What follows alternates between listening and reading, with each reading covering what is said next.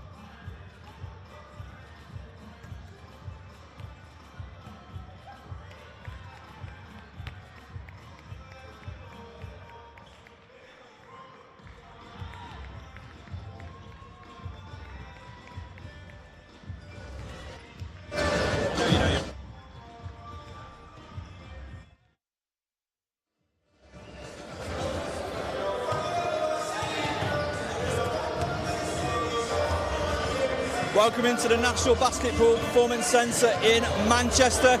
It is Sunday of NBL Finals weekend and we are kicking things off massive with the WNBL D1 final. Darren Paul, Catherine Hulme going to talk you through all the pre-game information before we head you over to our commentators. Catherine, I know you want to be out there playing, but how does it feel to be part of what is going to be a great day of basketball? 100%. So cool to be here. I mean, the two teams that are here deserve to be here fully.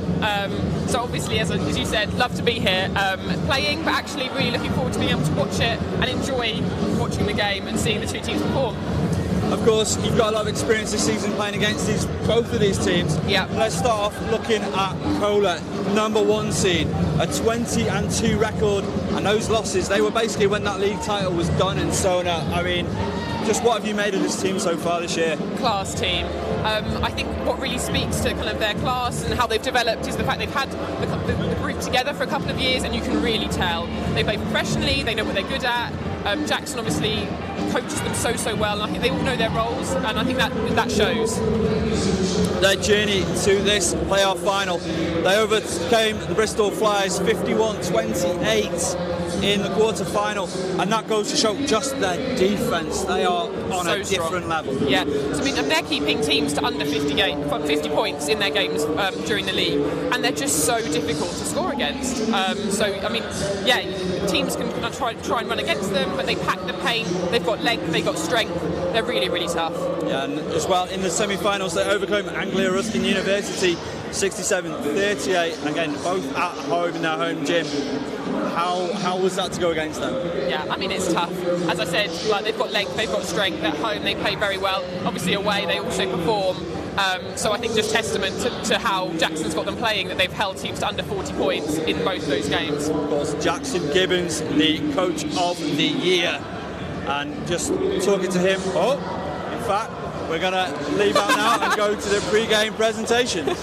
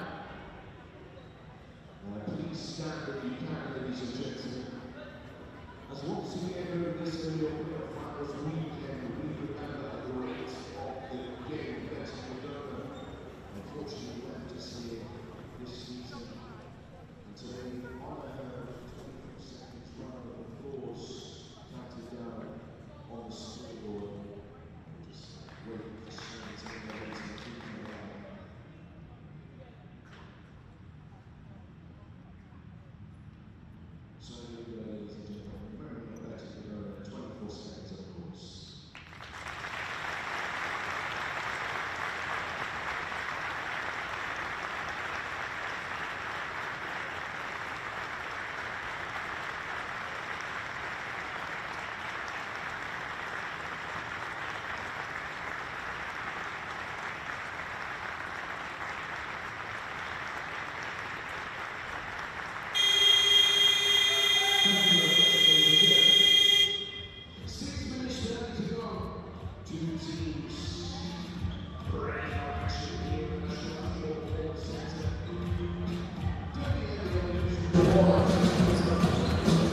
Welcome back in live to the National Basketball Performance Centre here in Manchester. Darren Ball, Kat Hulme bringing you through the pre-game.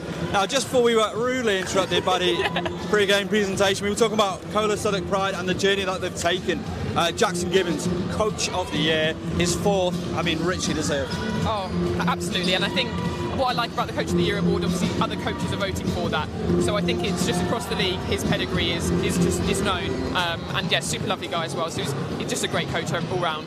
Absolutely. Talking to him pre-game, a big focus of him is these are kids, these are young athletes, and they are, they're on a learning journey.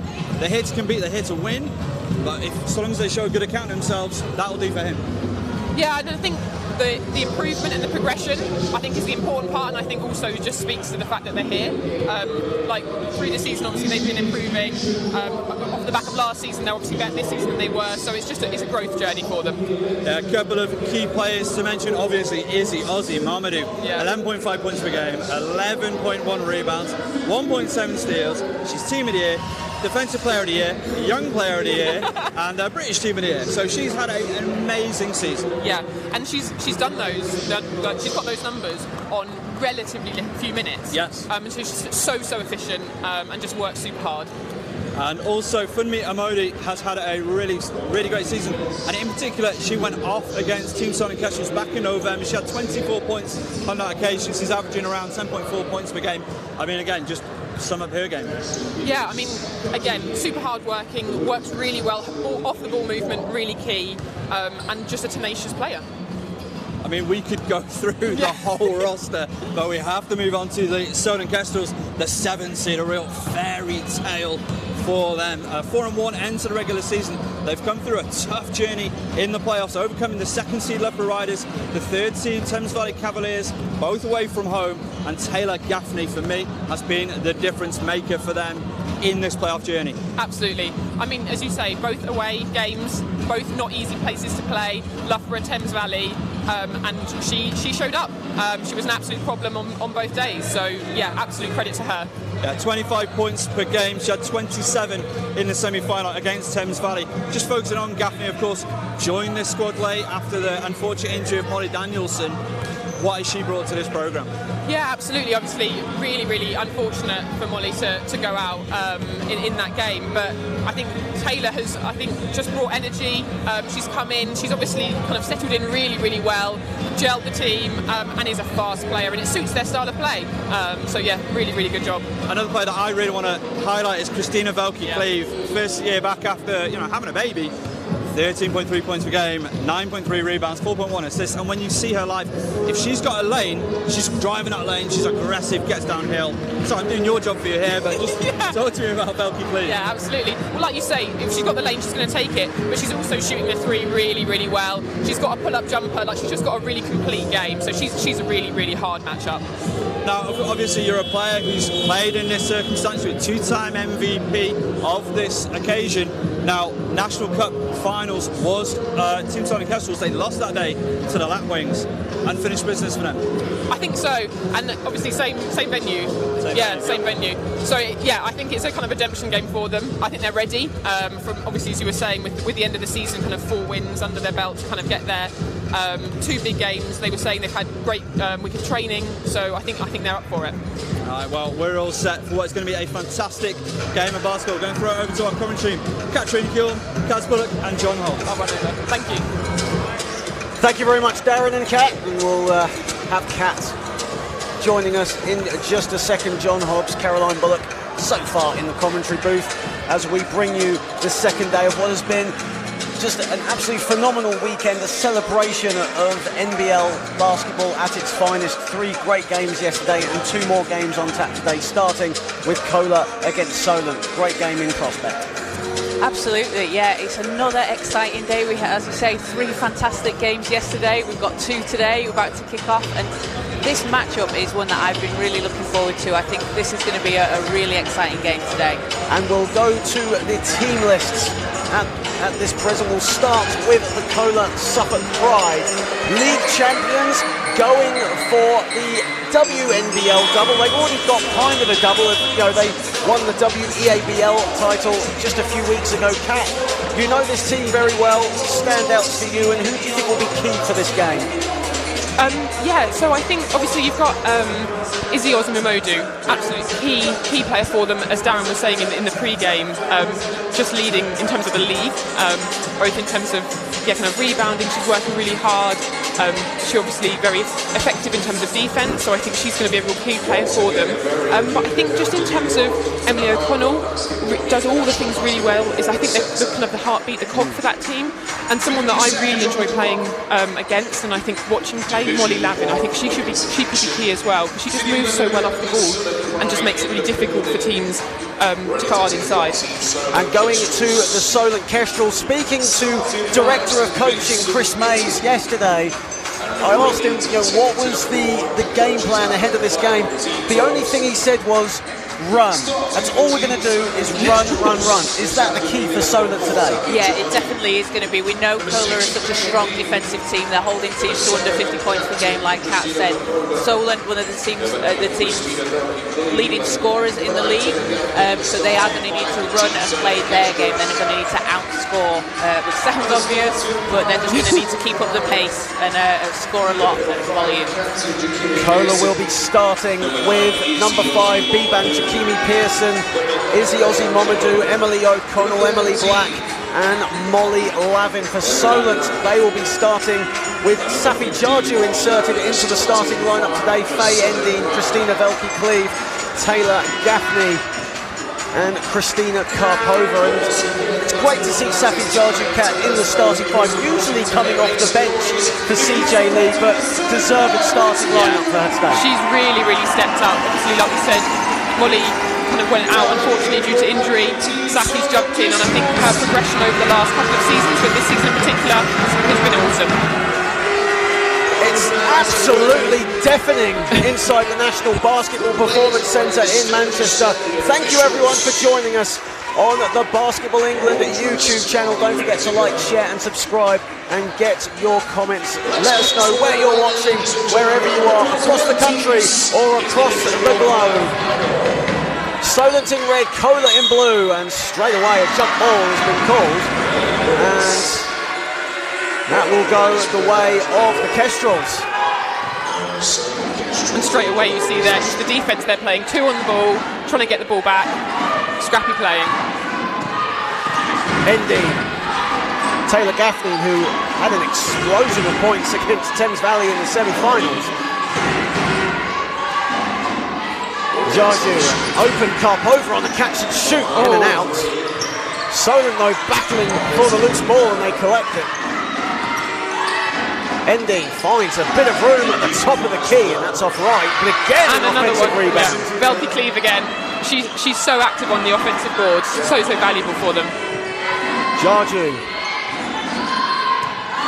for the shoot. Velke-Cleave goes glass, too strong, and Isi Ozzy-Momodu, who's been averaging a double-double this season, gets her first board. And this is the style that CoLA like, this slow, methodical half-court game. A block though from Faye Endine. And here is Endine on the ball now. Endine gets it back from Karpova. And you can just see they're packing the paint as well at any given time. There's 2 or 3 players from Southwark just inside. It's 2-on-1, but that pass a little bit too much for Molly Lavin to get. But a good start from Solent, but both teams still yet to register a field goal. Yeah, a good start from both teams. Getting on the glass, rebounding and doing well. I'm sure once the first basket drops, they'll both start to go in. Karpova, Biban Jakimi Pearson putting pressure on her, and Safi Jarju going to the foul line. The foul, I think that will be on Jakimi Pearson, who was almost running into no woman's land there, going to the paint. And Safi Jarju will go to the line. And we mentioned Safi Jarju, a starting lineup place for her today. Actually third in team efficiency behind Faye Endine and Christy Velke-Cleve, which is such a testament to how much faith CJ Lee had in Safi coming off the bench for the majority of the season. Yeah, absolutely. I think she really stepped into that role and has been big for them in terms of being that inside presence. Yeah, averaging 3.6 offensive rebounds per game as well, which is huge. Absolutely. As she misses both free throws, though, we're still scoreless. Just 2 minutes played here in the first. Here is Black to O'Connor, who loses the ball. And another jump ball. And it will stay with the Suffolk Pride. But so far, defence winning this tie so far. Not teams giving an inch in the first 2 minutes. It's really nice to see as well that both teams are fighting for the ball. Loose balls, people are going for it, they're not just letting it bobble away. Ozzy-Momodu battling her way inside, but she throws it out of bounds. That's good double team defence there from the Kestrels.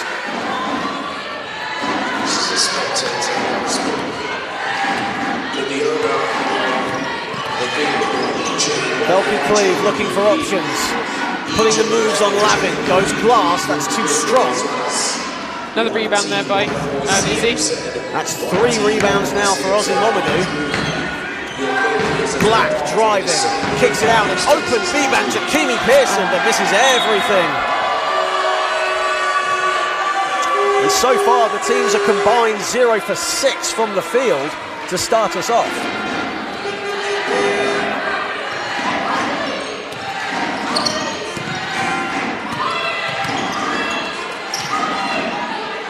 Gaffney. Jarju at the top of the key. Velke-Cleve. 5 to shoot, come over. That's off the back iron, and a 4th rebound now for Isi Ozzy-Momodu. More rebounds than scores for both teams so far. And again, Molly Lavin couldn't hold on to it, and it'll be a Solent possession.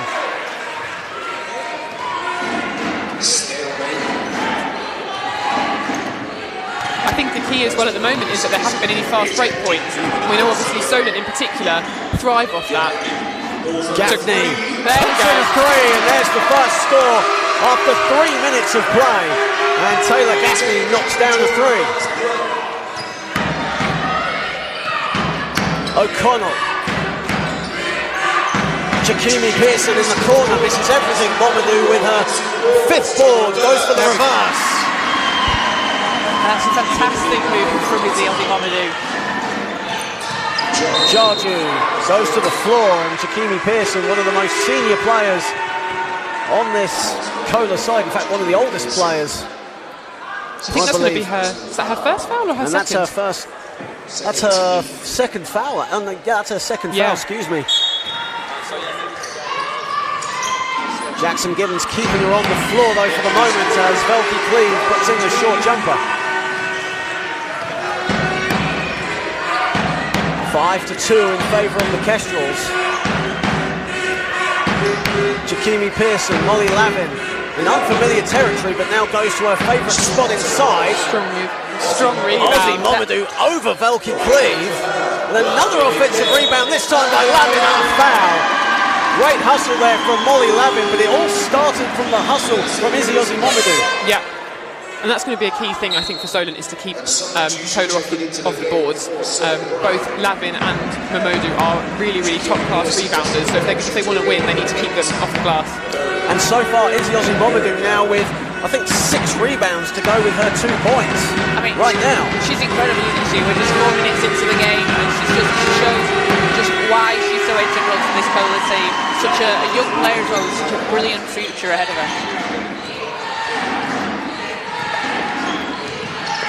Endine. Gaffney trying to create a bit of room for herself. She did well to create some room, but missing that too. Oh, and Velke-Cleve comes up with a loose ball. Gaffney again caught that well, but CoLA do recover. Endine, the floater, that misses everything. Endine. Ozzy-Momodu blocks Velke-Cleve. Yeah. Good drive, though. Good drive. Absolutely. So far, though, a very scrappy sequence from both teams. The longer that goes on, you feel that would favour CoLA, but Solent matching them in the early going. Yeah, absolutely. And I think you say scrappy, and I think scrappy also then means that teams, I think, play a bit faster. And I think ultimately a fast game suits Solent. So I think initially maybe suits CoLA if they can calm it down. But if it stays scrappy, I think Solent might have a shout. O'Connell. Black. Emilie Black on the spin, creates a bit of room and scores, and CoLA have a 7-5 lead. And Emilie Black is definitely a player to watch here. She signed with Lynn University in Florida, so she'll start next season, and she was the WNBL MVP just a few weeks ago for CoLA. Gaffney over Lavin. And Isi Ozzy-Momodu, who else with another rebound? That's 7 rebounds now for her. Nice. Lavin inside. That's trademark CoLA basketball, and a good timeout called there from CJ Lee. A good sequence there for CoLA, and CJ Lee recognising that early. Yeah, CoLA playing how they want to there. That's exactly what they need to do for the rest of this game. Absolutely. For Solent, almost playing, you could say, half-court basketball, which really plays into the hands of CoLA, doesn't it, right now? And that's why I think CJ Lee called this timeout. Yeah, absolutely. I think CoLA have done very well with that in terms of kind of not allowing them to pick up the pace, to throw those long passes ahead for the layups that they run in so well. So I think definitely a good timeout for CJ, and just off that there in terms of Molly's move, you can just really see their movement off each other. They really know where each other are going to be. Well, if you've just joined us on the Basketball England YouTube channel, welcome everyone. A quick shout out to our NBL and WNBL Live sponsors for today's game. Sure Shot, Wilson, Sport England, and Dynamic. There they are, right there on the screen. We didn't have any graphics yesterday, so I was almost thinking I was going to have to do that off by heart. But thankfully there was a screen on the top as well. That was quite helpful. But a fantastic day of basketball yesterday here in Manchester. And CoLA leading 9-5, 4:31 remaining in the first quarter. And of course, following on from this game at 3:30, it will be the Solent Kestrels against the Hemel Storm in a rematch of last year's playoff final. It's great to see so much travelling support from Solent as well. I know they've got a coach on to bring people up. Absolutely, there were some supporters here that made the trip for the Division 2 men's final yesterday alongside the men's and the women's ones, women's team, excuse me. And as the ball goes out of bounds, it will stay with the Kestrels.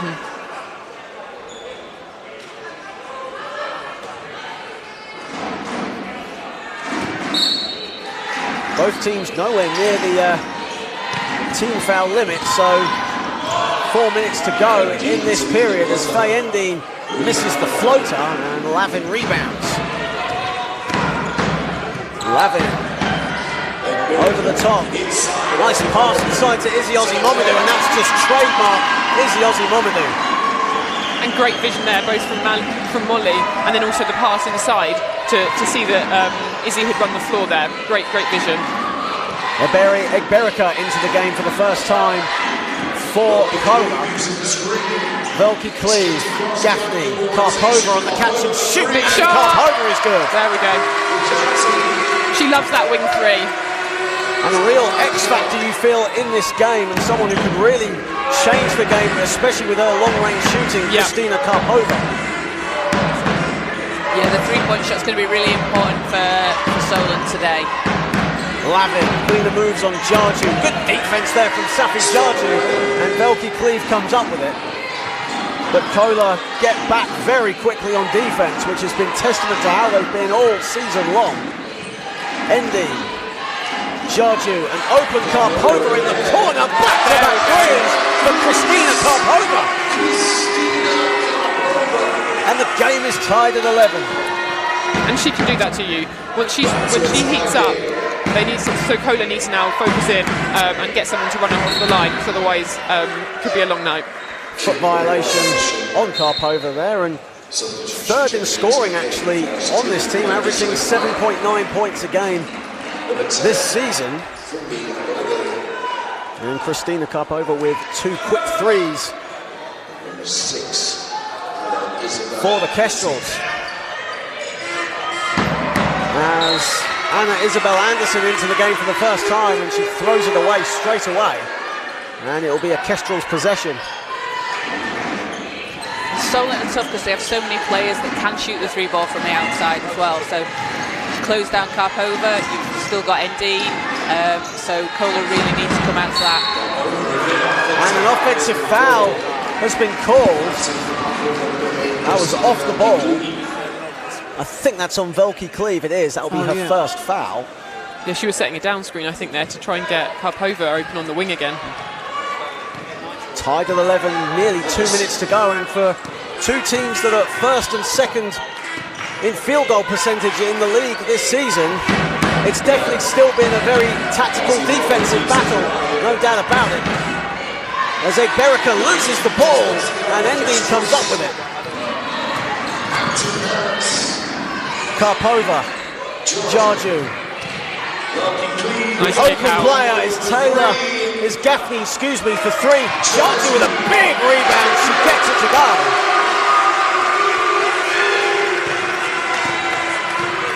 She kept her composure really well there as well. There were a couple of players around her. She just rose up, got it, set herself, put it back in again. Momodu loses the ball. She's into the game for the first time as well. Endine, short hook, and Faye Endine will go to the line. And Jackson Gibbons straight away calling all 5 of his CoLA players straight to him. He's not happy with that latest sequence we've seen.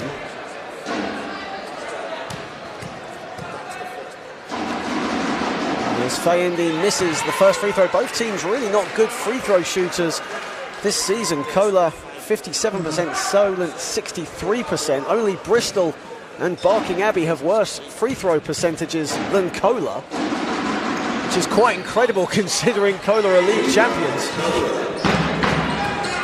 And you wonder as well, if it's a close game at the end, those free throws can really make the difference. Absolutely. So obviously we've just missed 2 points there. So yeah, something to key on. And Lauren Dabbs comes into the game for the Kestrels, almost like for like, as Christina Karpova takes a seat, as O'Connell will come back in. And I think that's a really good substitution, actually, bringing O'Connell back in again just to settle them. I feel like offensively it was getting a bit scrappy. Berika comes out of the game for CoLA.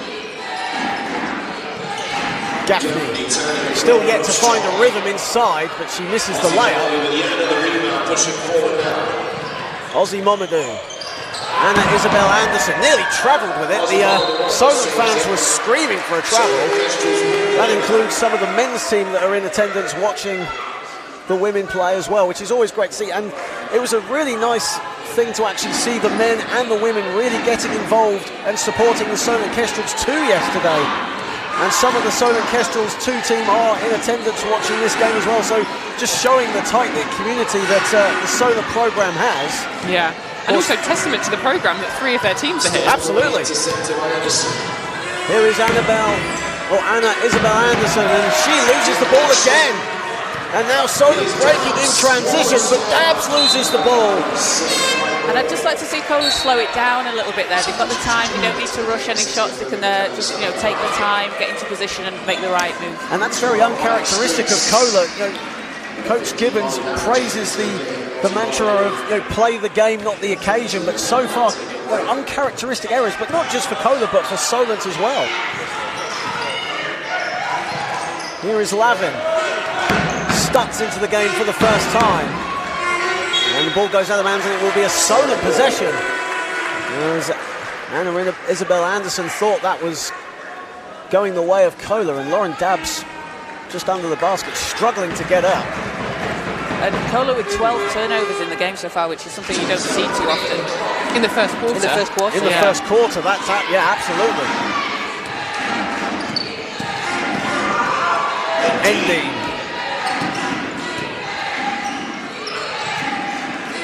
Velke Cleave thought about the 3, instead goes to Jarju. 5 to shoot. Gaffney dancing her way inside. And I think that will be a shot clock violation. The ball did not hit the rim. Again, good defense there from CoLA. 2.7 remaining in the first period. Yeah, I mean, they basically just built a wall there, didn't they? Gaffney was trying to drive in into 3 players. And CoLA choosing not to put up the Hail Mary, and that ends the first quarter. And as we said, for two teams that have a high field goal percentage throughout the season, this is 1 and 2. Solent lead the league and CoLA are second. Even though they're both shooting 50%, well, round about 50% from the field. In fact, Solent are shooting just 27. Both teams seem to not have a rhythm in, both inside and out. It's been kind of a struggle for them. Definitely a defensive battle so far, but that plays in CoLA's hands, you've got to believe. I think so, and I think you're right. It's the rhythm. That's exactly the right word, I think. I don't think either team has found it yet. Obviously, they have very different rhythms. Southwark is a bit more set up, a bit more half-court. Solent's is more fast-paced, kind of fast breaks and layups. But neither team has been doing that, kind of their strengths. And I think that shows. Partly you wonder whether it's maybe nerves a little bit, but then I think also the teams are taking each other out of what they want to be in. So credit to the defence. And for Solent, do you think CJ Lee will be happy with? Because obviously they are leading at the moment, but it's more of a half-court game, which does play into CoLA's hands again. Not much transition basketball being played by both teams, but obviously with CoLA we expect that. Yeah, it does, yeah, but I think he's going to be pleased with how Solent have dealt with that so far. Because yes, it's not their game and they want to get out into transition, but they've not struggled too much. And going ahead into the second quarter, 2 points ahead. He's obviously going to want to try and get them to play more their game, but I think that he's going to be relatively pleased with how they've coped with the pressure from CoLA so far. And one thing CJ Lee will definitely be happy with is 13 turnovers for CoLA right now, and they've capitalised, scoring 8 points from those transition buckets, and CoLA have not taken advantage at all of the 5 turnovers from Solent. I think that will become a key in the game if CoLA can't kind of get on top of that and start looking after the ball, because obviously it means that Solent will get chances to run. Ending with another floater, and that one goes from the foul line. And Endine was one of the players that we saw get hot in the cup final back in January against the Stockport team. O'Connell misses the 2, and Isi Ozzy-Momodu, Fumi Amodi, my apologies, couldn't get the follow. And it will stay with the CoLA Southwark Pride.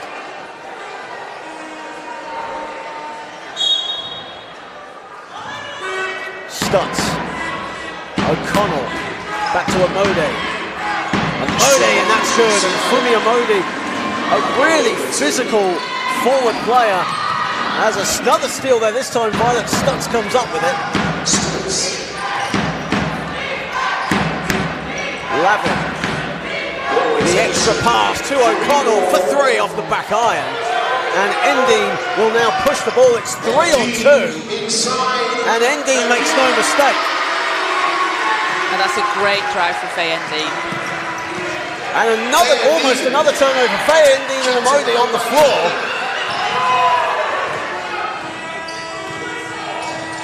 O'Connell inside to Fumi Amodi.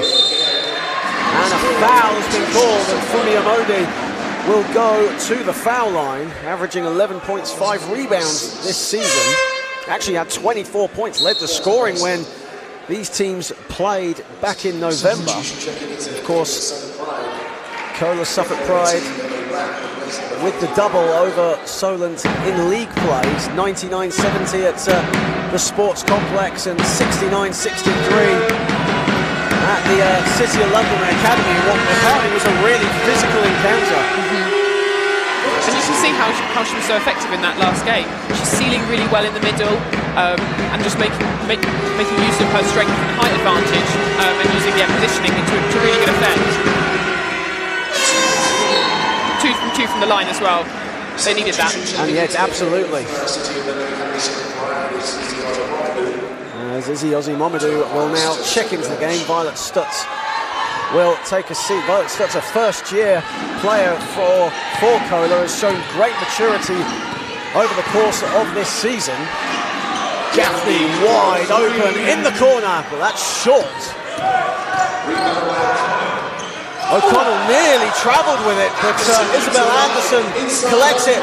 Great recovery from CoLA, and it's finished by Ozzy-Momodu. That's a fantastic ball movement from the team there. Really did well to recover. Yeah, for what was a little bit of a questionable passing backwards and forwards. Oh, as Felke Cleve got two CoLA players jumping for joy. Instead kicks it out. Here is Felke Cleve back again. Dabbs couldn't quite hang on to it.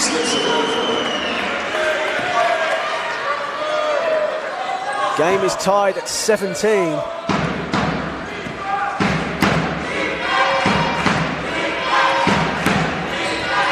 O'Connell. Black.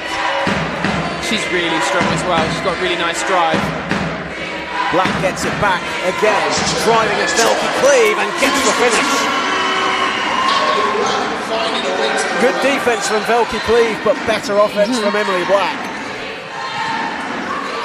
Felke Cleve. Jarju blocked by Isi Ozzy-Momodu.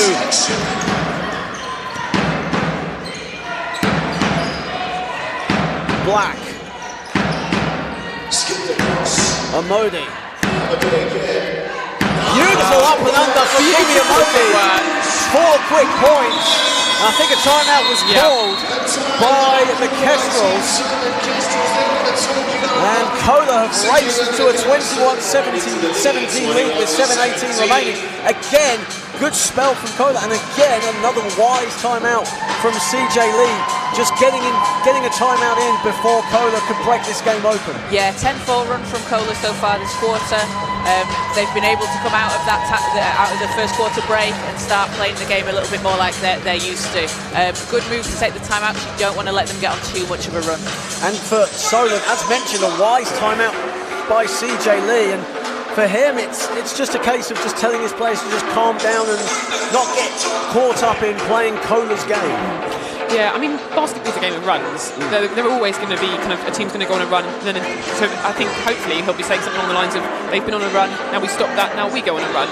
And I think really key for Solent is, I think they were forcing a little bit in the middle, and obviously Momodu is a defensive presence, but the key is not to change, like to keep going strong, to keep going inside, because obviously that then opens up the shot for the outside. So just to keep playing their game. Of course, CoLA, who held both Bristol Flyers and Anglia Ruskin University to under 40 points. In fact, they held Bristol to under 30 points in the quarter-final, but have not conceded more than 40 during these playoffs. Such a strong defensive team. Actually, unsurprisingly, first in the league at points conceded, only averaging 49 points a game. Solent, on the other hand, are 11th in that category. They concede against 70 points a game. Only Worcester concede more points than Solent do. Yeah, but I guess on the flip side of that, Solent are I think the top team in terms of points scored. So I think it's a very different approach, isn't it, of just outscoring teams. It's just the classic battle of offense against defense here today, no doubt about it. And when their teams matched up in the regular season as well, Solent were able to break that 49-point barrier. They hit 70 and 69, so still losses, but they're still able to get past that CoLA defence. O'Connell just about finds Black from the baseline, but misses everything. O'Connell, wild layup attempt. Isi Ozzy-Momodu will go to the foul line as she was fouled, but again, another offensive board for CoLA. That's now 6 offensive rebounds. However, Solent do have 8, which was mainly in the first couple of minutes of that first period. And just to note there as well, Momodu, that's her 10th rebound already. So I think just for Solent as well, a key point to, I guess, hone in on would be to try and keep her off the boards. Only 4 points to go with those 10 rebounds for Isi Ozzy-Momodu. Again, a player averaging a double-double this season. 11 points, 11 rebounds. 5 of those were offensive rebounds. Substitution checking into the game is number 11, Fatma Abdelaziz. Fatma Abdelaziz comes into the game, number 11, as you see on the screen for the first time for the Kestrels. Safi Jarju takes a seat. Violet stucks for three, a good three-point shooter. Great box out there. She just come into the game and she boxed Momodu out really well. And that's no doubt what she's on the court for, that assignment with Isi Ozzy-Momodu. Dabs. Here is Abdelaziz, passes it to Gaffney. Still only has 3 points. Make that, or nearly make that 5. She just about nearly got the friendly roll to go. Here is Stutz. Amodi. A double team there with Isi Ozzy-Momodu. Keeps her composure short though, and a foul called as Taylor Gaffney got the ball but was met by the brick wall that is Isi Ozzy-Momodu. And that'll be her second foul. As Molly Lavin will take a seat. Oh, excuse me, Molly Lavin will come into the game. Isi Ozzy-Momodu will take a seat.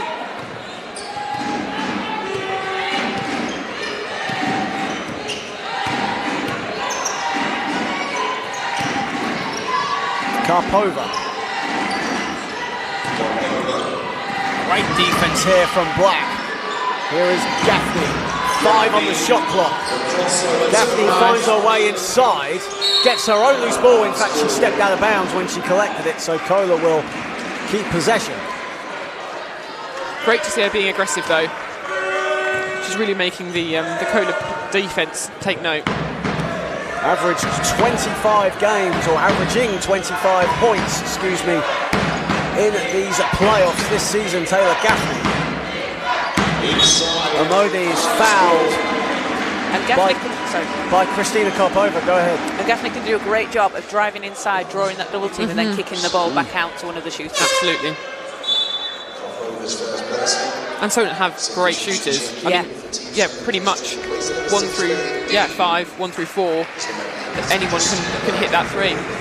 As Faye Endine will take a seat, Christina Velke-Cleave comes into the game for the Kestrels. Karpova leading the way for the Kestrels with 6 points. Amodi leading all scorers on the ball now with 10.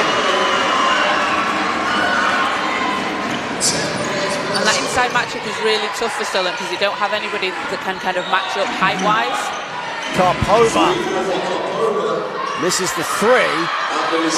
And Abdelaziz and Molly Lavin getting into it under the basket, and CJ Lee obviously bringing Fatma Abdelaziz into the game as that inside presence, and so far has really caused issues for CoLA. Absolutely, she's done well in the box out, and also on offense, just in terms of working her way inside, putting pressure on the forwards. Black gets her own rebound, creates a bit of room, goes high off the glass, but is way off. Gaffney to the races. Velke-Cleave. Dabs getting Lavin in the air, but her layup is short. And here comes Black, loses the ball and a travel call. Good defense, good recovery there from Lauren Dabs. Yeah, really good, really strong D. And great as well because obviously she missed the shot there, but way to kind of get back, make up for it, to cause a turnover. So yeah, really good job from her. Yeah, you like the hustle she's keeping going. You know, sometimes you can put your head down a little bit, can't you, if you miss a shot at one end, but she just kept going. I really like that. Dabs nearly got it, but instead O'Connell collects the loose ball. O'Connell in transition misses the layup, and Gaffney gets the rebound. We were Harlem Globetrotters dribble there. Just expecting the 3-man weave to turn up at any point. And another turnover, this time from the Kestrels, as Molly Lavin, it's 2-on-1, but Lavin goes inside, misses the layup, and Velke-Cleave collects her 4th rebound. Inside to Dabs, and that is the basketball that Solent Kestrels have been known for all season long.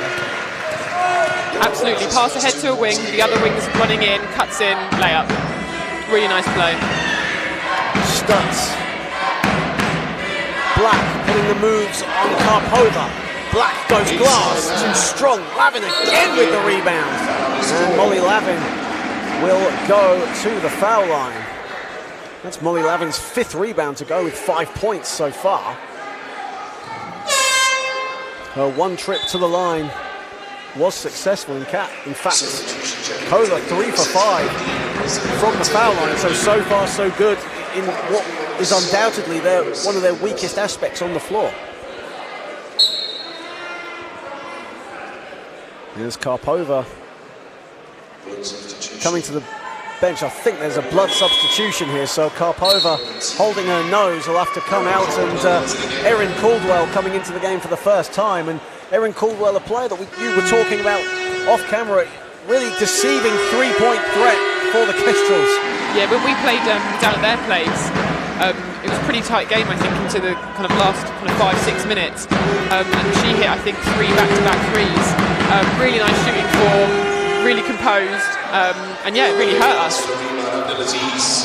Abdulaziz loses the ball. Molly Lavin comes up with it, and Molly Lavin will go back to the foul line in very quick succession. And that's the pressure that CoLA just put on the ball. They're able to force another turnover and get to the line. Abdulaziz didn't have any time. As soon as she put her feet down on the floor following the rebound, she was met by at least 3 CoLA players, smothering her at every opportunity. And again, Molly Lavin misses the first.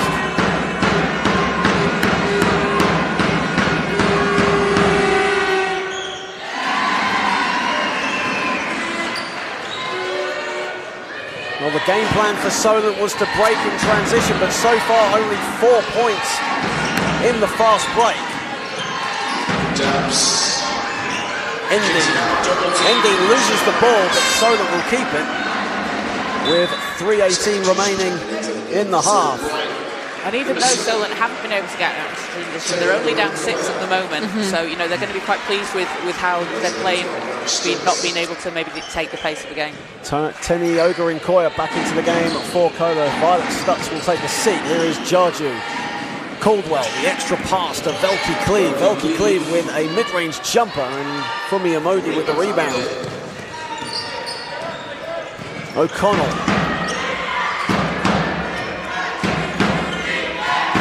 Emilie Black finding some options. There is Lavin. And that ball goes out of bounds. Solent will keep it. It's a bit of a wild pass there. I think she was looking for a wing shooter. It just wasn't quite in the right place. Jackson Gibbons just composed on the CoLA bench area, just not barking instructions, just heaping praise. So typical of the WNBL coach of the year is Christina Velky Cleve finds a bit of daylight inside. She's so good at that. The left-handed, and it's like a slight floater off the glass. And you think kind of the angle must be really, really hard, but she just gets it to go. O'Connell finds acres of room, drives inside. Ogarinkoya with 8 on the shot clock. Black for 3 is off. Again, Lavin gets the rebound over 2 Solent players. Amodi to Black.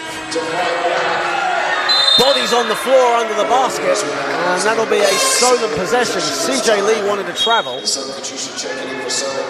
the absolute hustle of CoLA just diving after the ball all the time. It's so impressive to see. And Karpova recovered from that minor knock that's resulted in the blood substitution. She comes back into the game, and Erin Caldwell takes a seat. Lauren Dabbs takes a seat. And you'd like to see Karpova now maybe get open for some threes, try and knock a few of those down again. Good hustle there from Ogarinkoya. Substitution checking into the game. As Ana-Isabel Andersson comes back into the game, and again CoLA a decent 3-point shooting team. Ana-Isabel Andersson shooting around 25% this season. Yeah, and CoLA yet to hit a 3 in the game so far. Jarju off the glass. Beautiful move from Nice backdoor Jarju. cut, yeah.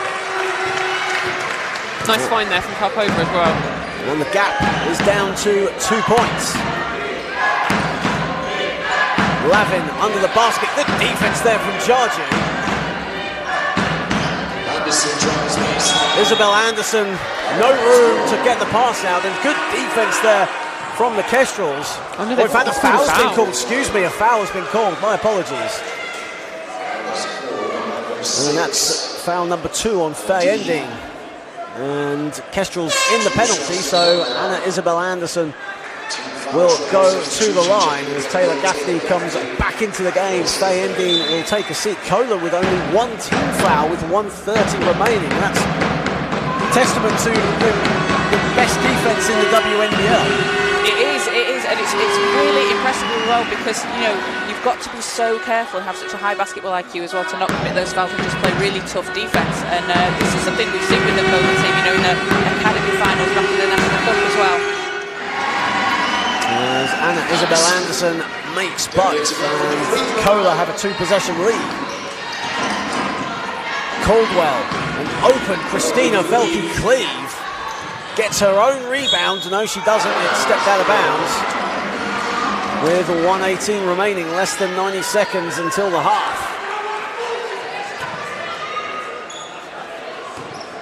I don't think the crowd were particularly happy with that one. No. The Solent fans. Solent fans have been so vocal this weekend, but not just the fans, the players as well. As we mentioned earlier on. And a 3-second violation called, I believe that was on Molly Lavin. Yeah. She had a really nice seal, but the ball didn't quite go in. So really she needed to kind of get out and the ball needed to skip for her to reseal again. You see assistant coach Brian McGuru just shouting slogans at the CoLA players as Taylor Gaffney gets the layup to go. Final 45 seconds of a very defensive orientated half. Ogberinkoya, Lavin, open jumper, misses everything. Caldwell rebounds, and Erin Caldwell with a double dribble call. That's a call you don't see very often. Yeah, and gives CoLA another chance now with only 30 seconds left in the half. It's the 13th turnover for the Kestrels as Jackson Gibbons calls a timeout with 34.4 seconds remaining. Of course, we've got the half-time report with Darren and Kat. When the half-time buzzer goes, and Molly Danielson will be joining Darren and Kat for, I assume, about a minute or so. That's what she was telling us. But for Molly Danielson, a player that brought so much to this Solent team, and of course you, Kat, are very good friends with Molly. It was such a heartbreaker. You were watching the National Cup final with myself and Caroline on commentary, and it was just such a heartbreaking moment when Molly fell to the floor, and that was her. Little did we know at the time that her season was done, but you could tell just how much winning meant to Molly in absolute floods of tears afterwards. What was she like after that? What you had words with her. What was her body language with that?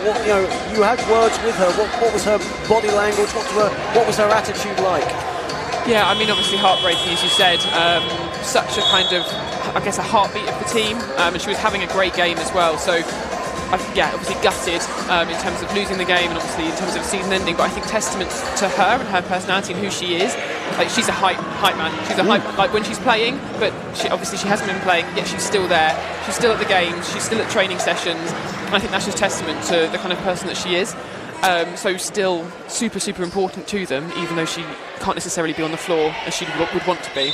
And any time you speak to Molly, you just can't help but just feel so bubbly and so happy after a simple phone call or a simple conversation to her. 34.4 seconds to go, and a turnover there from CoLA. So it's a 2-possession game. So CoLA should get the ball back as Velke-Cleave thought about the 3, instead finds Caldwell with 9 on the shot clock. Gaffney over Momodu, but gets the blocking, and on the follow was Jartu. Great hustle. Way to stick with the play there.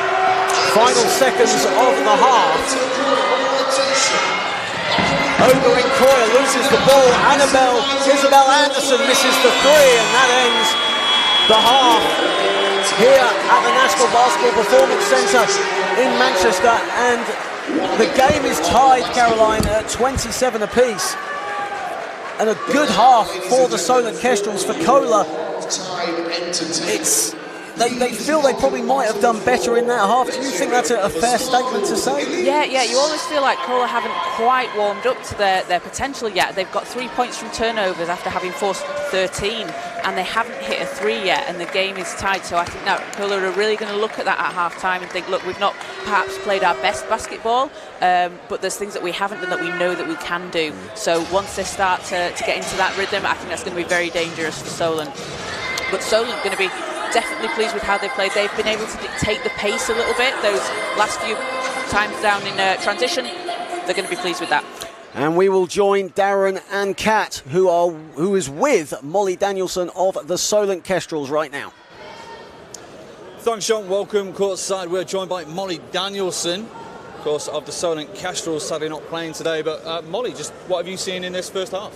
Yeah, we know they're a running transition team and they have a huge presence on the inside. So right now we're kind of getting beat on the rebounds, but we force them into turnovers. So it's kind of like the two stats that are going back and forth with the turnovers and rebounds. We have to even that out just a little bit for us to keep going, but it's a tied game now. Yeah, I mean, great first half. I think we were saying actually it seemed that both teams were a little out of rhythm. Yeah. But that was good, I think, in terms of the defence was obviously doing their job. So, like, teams have obviously scouted each other. And obviously Karpova hit a couple. There were a couple of fast break layups, but on the whole, it's been half-court play. Yeah. Well, so we were talking about this in the beginning. We're the best offensive team statistically in the league, and they're the best defensive team in the league. So to kind of see in the beginning that both teams are playing defensive is really good for a championship game. We finally got going. I think Taylor Gaffney hit that 3-point, and then we started feeling like, okay, we can make a basket, we can keep going, and that's exactly what we needed there. Yeah, absolutely. Coming into today's game, like, how's the mood been? How's the preparation been this week, this last fortnight, heading into what could be a redemption game in some ways for you guys? You're telling me. No. That's been really good because last time when we had Christmas break, we came back and we were so re-energized. Everyone had a great attitude. We kind of struggled with the emotional side of the game, but this week everyone was really positive towards each other. We worked really hard. We had our best practice of the year on Tuesday, so we're feeling really good about it. And final one from Kat Gill. Yeah, I mean, just in terms of for the next half, what do you think the focus will be and what we'd be working towards? Rebounding. I mean, I know we're post, so we understand, but we have to box out. When we have those big outs in there, when you have Ozzy-Momodu in there, oh my gosh, I mean, that's ridiculous. That combo together is insane. And so if we push and push back, maybe we'll get over the back call and get them out of the game. So that's what I think from the post perspective. Guards have to keep shooting. Gaffney hasn't been hitting right now, but she can. So the second half, all of our guards have to realize that we can hit. We just have to keep passing the ball. Yeah, absolutely. And we were saying as well that I think, obviously, defensively they're long, they're strong, yes, but actually just to keep penetrating. Gaffney's done a really good job getting inside, got a couple of layups, and it also opens up the lane for kind of kicking it back out again. Absolutely. So if they just keep attacking like they know what they're doing, we're going to be fine. Yeah. All right, Molly Danielson, massive thank you for coming over and joining us. Thank you. Thanks. Bye. So, Katrin, do you want to sum up your first half thoughts as it's 27-27, CoLA taking on Kestrel in this WNBL D1 playoff final? Yeah, I mean, what a game. I think early on, turnovers, scrappiness was very much the kind of what was happening, and I think CoLA in particular was struggling in terms of just keeping hold of the ball, looking after it, and testament to Solent, they were putting pressure on, and I think then that flipped a little bit. CoLA, I think, kind of settled. They were pressuring the ball as it was coming up the floor. I think a key take home, particularly in the first quarter and into the second one, was that Solent hadn't necessarily got much running. They hadn't got many fast break layups. They hadn't kind of got out and done their kind of wing 1-2s as they usually do. So again, testament to CoLA's defence. So I think it's very much a defensive game at the moment. Yeah, I mean, we took a good few minutes before we had our opening basket. Obviously, from my point of view, I'm interested what you think. It's not nerves. That doesn't seem to be an issue. It's just two really top teams cancelling each other out. Yeah, I totally agree. I think early on I thought, is this nerves or is there something else? And actually then watching it, I think it's just that both teams have each other's numbers. They're looking at they're sending certain players left, they're sending certain players right. Some of them they're coming straight up and then just marking them, pressuring the ball before the ball even gets over the half court. So I think it's a case of both teams have done their homework and are just playing good defence and taking the other team out of rhythm. And two well-coached teams as well, of course, in CJ Lee and Jackson Gibbons. Yeah, absolutely. I mean, they'll have done their homework. They've had 2 weeks to prep for this game. They've met each other several times this season. They know what they're doing. I know Molly, I think, was doing the scout, so she'll have been pretty thorough about it. As you say, Jackson, kind of stellar coach, he'll have been doing the scout. They know what they're coming up against. So a couple of the big performers in that first half from CoLA. Isi Ozzy-Momodu, of course. 4 points, 12 rebounds. I think, did she have 10 in the first quarter? If not, thereabouts. And 2 blocks to go along with that. Molly Lavin, though, quietly having a very loud game, 7 and 6. Just talk about the impact of that 1-2 punch. Absolutely. I think you take away Momodu, take her away on the inside, and then you've got Lavin. You take Lavin away, you've got Momodu, who I think has done a really great job. And I think particularly what Lavin and Momodu have done really well is that ceiling game. And the ball doesn't necessarily go in, but Solent have to watch out. So they're having to send 2 in, which means that someone else can get a kick out, and then someone can drive. And we know that Solent are really, really good at, Southwark are really, really good at driving. Yeah, and there was a point in the first quarter where, I mean, CoLA, they had a really nice passage of play, and it all came from Iberi Ekbereka. She had a fantastic box out, and I get mocked for my love of box outs. There was a great box out, led to a great inside pass and assist. Like, how do those momentum moments really benefit you as a team? Yeah, absolutely. I think boxing out charges, they're those kind of momentum games, and they give your teammates energy because it's not allowing the other team to do what they want to do. And I think that was a perfect example where kind of something good leads to something better, really. Now, of course, there's 2 teams out here tied at 27. The Solent Kestrels, they're playing a mighty nice ball game. Christina Karpova, as expected, 6-1 and 2. She went back-to-back on triples. Let's talk about Karpova. Yeah, I mean, she's an elite 3-point shooter. And I remember when we play, we always have to key in, because if she starts getting hot, I mean, that's 3 shots, 4 shots, 5 threes that are going up, and she can make them, and she can hurt you. So, yeah, she's had a really good game so far. And, of course, Christina Velkikli, 4 and 5 in the ball game so far. And just another really solid performance from her in this first half. Yeah, absolutely. And she got a couple of offensive boards really early on, I think, which set the tone just in terms of hustle. So, yeah, really kind of an energy setter for her team.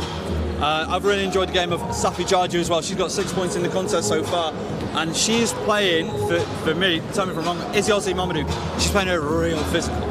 I don't think you have to. So she's doing a really good job on that. And what I really like about Jaju, what she's been doing, is she hasn't been giving up on the play. There's been a few where something's been tipped or there was a block at the end there, but she stuck with it, grabbed the ball, and she went and scored the layup. And I think that's just really smart basketball. So we are coming to the end of what has been another amazing season of WNBL D1 action, and we've got a list of awards to go through. So the Wilson Player of the Year went to Amber Dean of the Cardiff Met Archers. What an incredible season she's had. 19.2 points per game, 9.5 rebounds, 5.1 assists, 5.1 steals. I mean, are you happy to just make a chin on Amber?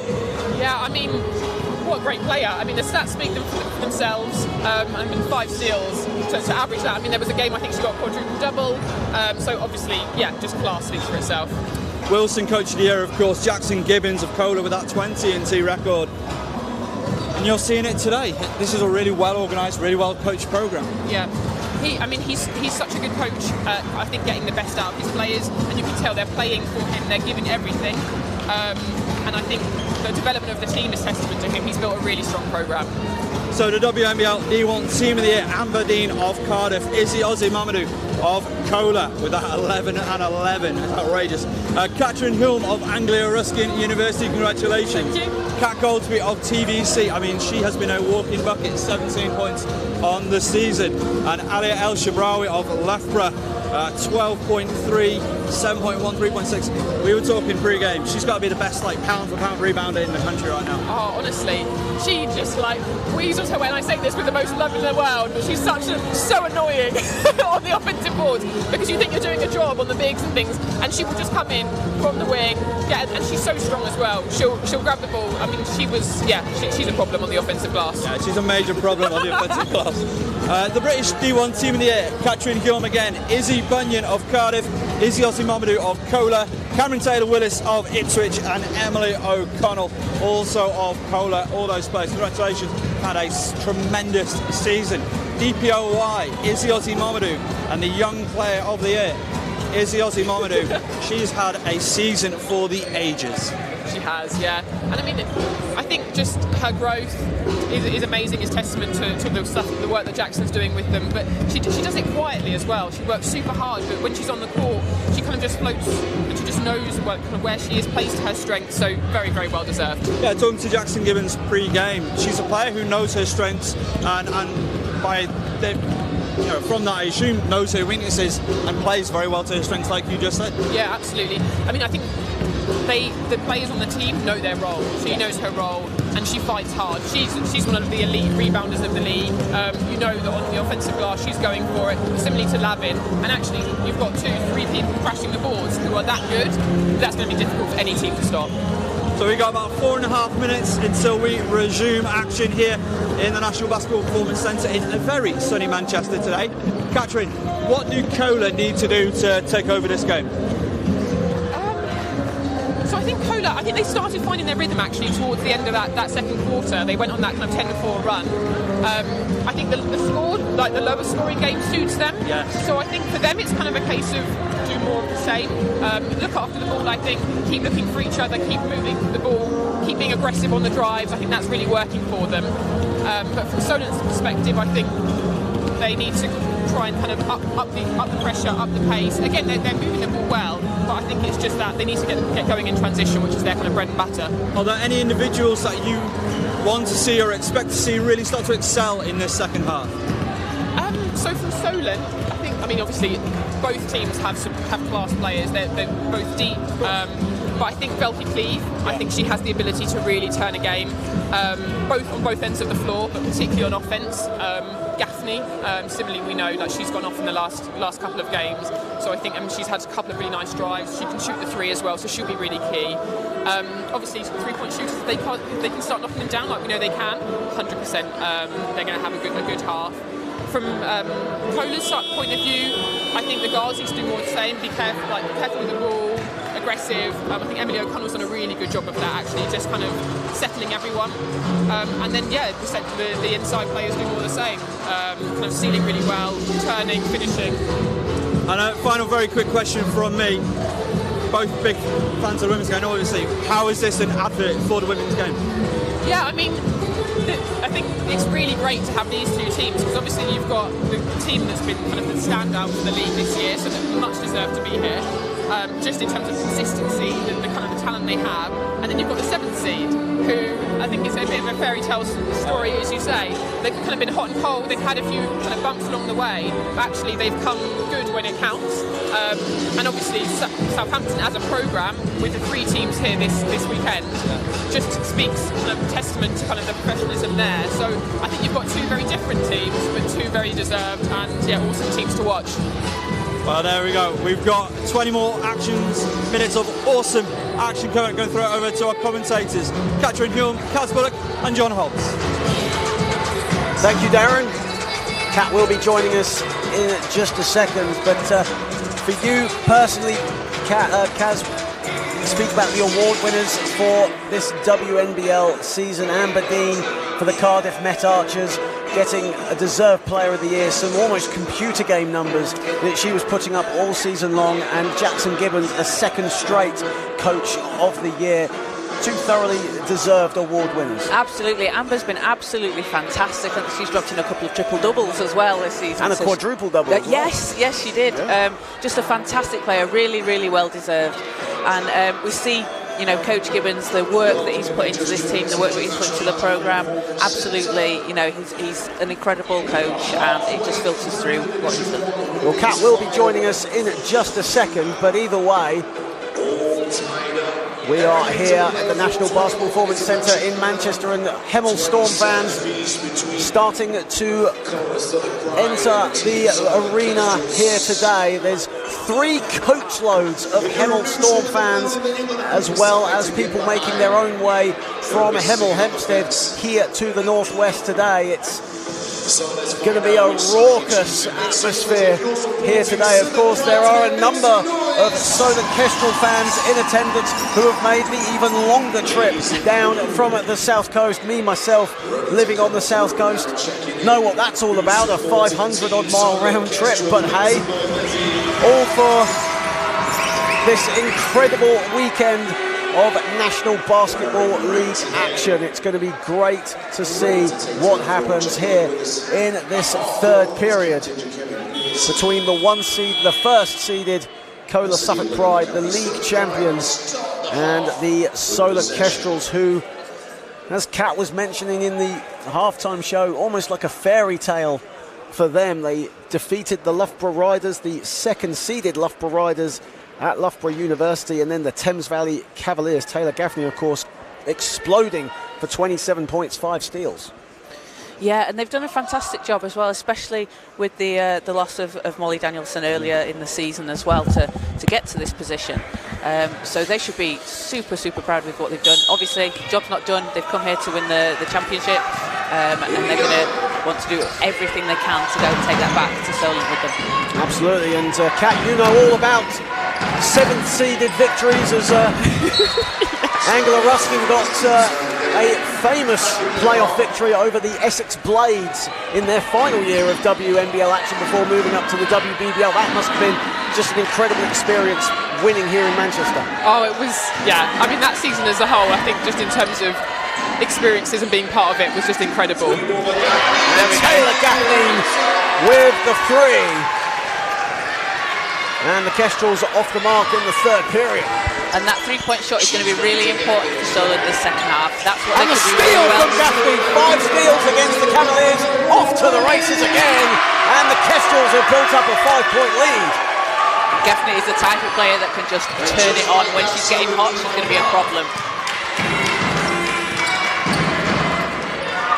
O'Connell looking for options, finds it in black. Molly Lavin. 3-second violation on Isi Ozzy-Momodu. And Jackson Gibbons telling me earlier on that despite the fact that they're a very young team of mainly 17, 18, 19-year-olds, they have great experience in these finals, but so far just a few uncharacteristic errors for them. Yeah, I mean, they play so many finals across the age groups in EABL. Like they're experienced beyond their years, I think. But I think testament as well to Solent in terms of taking them out, making them play maybe in a way that's slightly different to how they usually would. Velky Cleave off the back iron with her attempt. O'Connell is actually yet to get off the mark in this game so far. Black. That's long. Bebe and Jakimi Pearson fighting with Karpova for the loose ball, and Karpova gets the win. It's a Solent ball.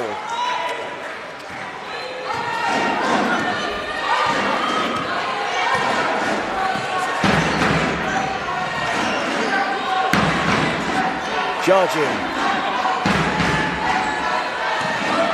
Phenomenal noise here all weekend at the National Basketball Performance Centre. 4 on the shot clock. Gaffney with a almost rainbow 3 is long.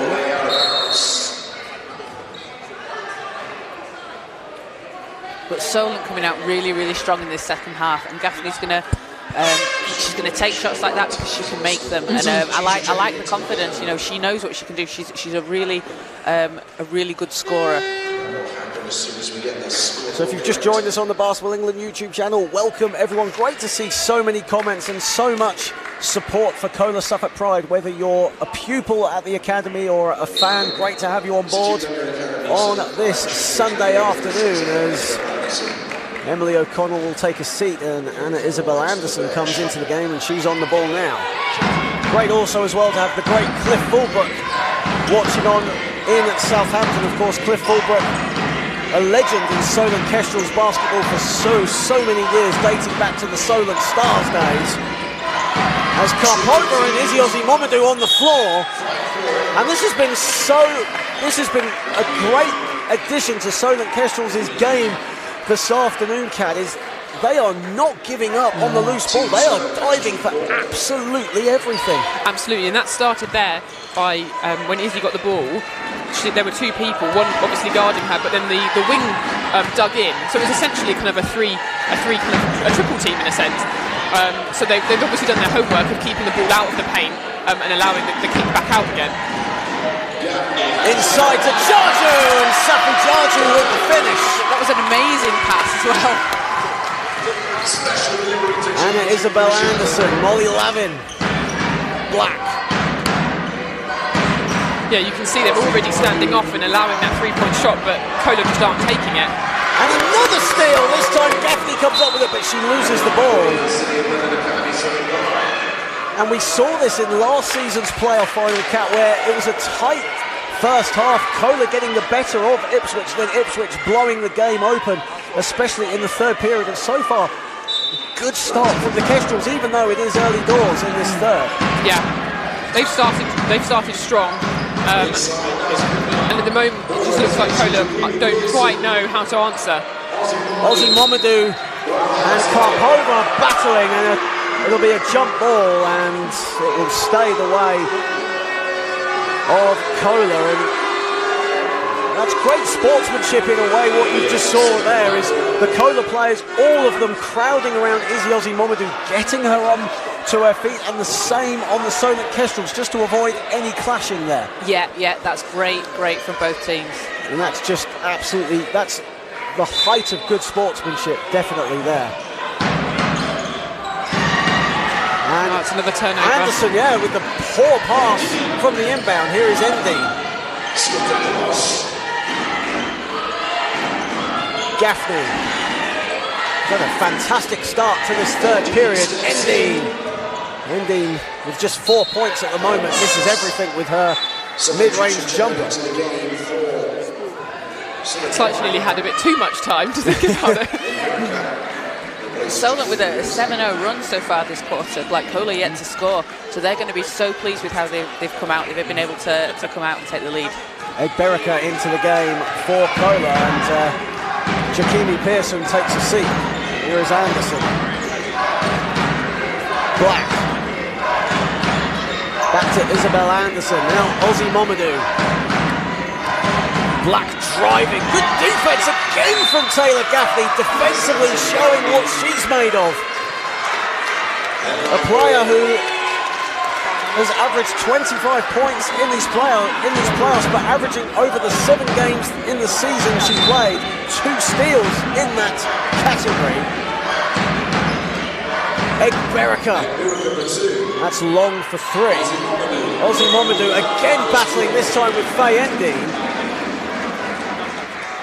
She's working so hard inside there. Absolutely, yeah. Fighting for every ball. Ozzy-Momodu with just 4 points, but has 15 rebounds. 5 of those have been offensive boards. I mean, that's just incredible, isn't it? Absolutely, as Tracy Adoki will come into the game for the Kestrels to a huge ovation from the Solent faithful as Safi Jarju takes a seat. Isabel Andersson. Inside to Emilie, blows the layup. That was a great pass and a nice cut as well. So just got to keep doing that. Endine. Karpova back to Endine. Karpova did get that ball in a really awkward position. Velke Cleve, the extra pass to Karpova. Great perimeter defense. Endine long with her 3-point attempt. Bodies again on the floor, and it's going to stay with the Kestrels. As Berika slow to get up, as you can see on the screen.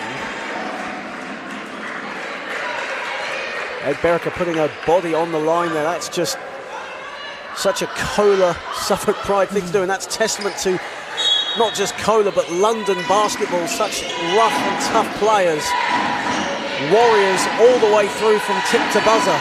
Gaffney with the pull-up jumper, and Ana-Isabel Andersson gets the rebound. Black. Risky pass, but it finds Isi Ozzy-Momodu. Berika. And Modi. Maybe one pass too many there from CoLA, and Solent cover up with it.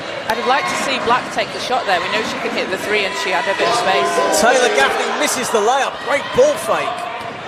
And away come CoLA. Black loses the ball. Bodies on the floor, and Modi with the finish. Almost a broken play, but Emilie collects the loose ball and says thank you very much. Yeah, good reward for running the floor there.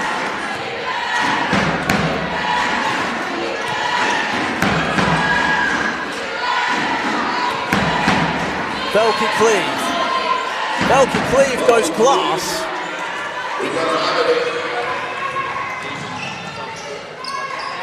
Black. Amodi at the foul line. Kicks it to Egberica from the baseline, and Velky Cleave collects her 7th rebound.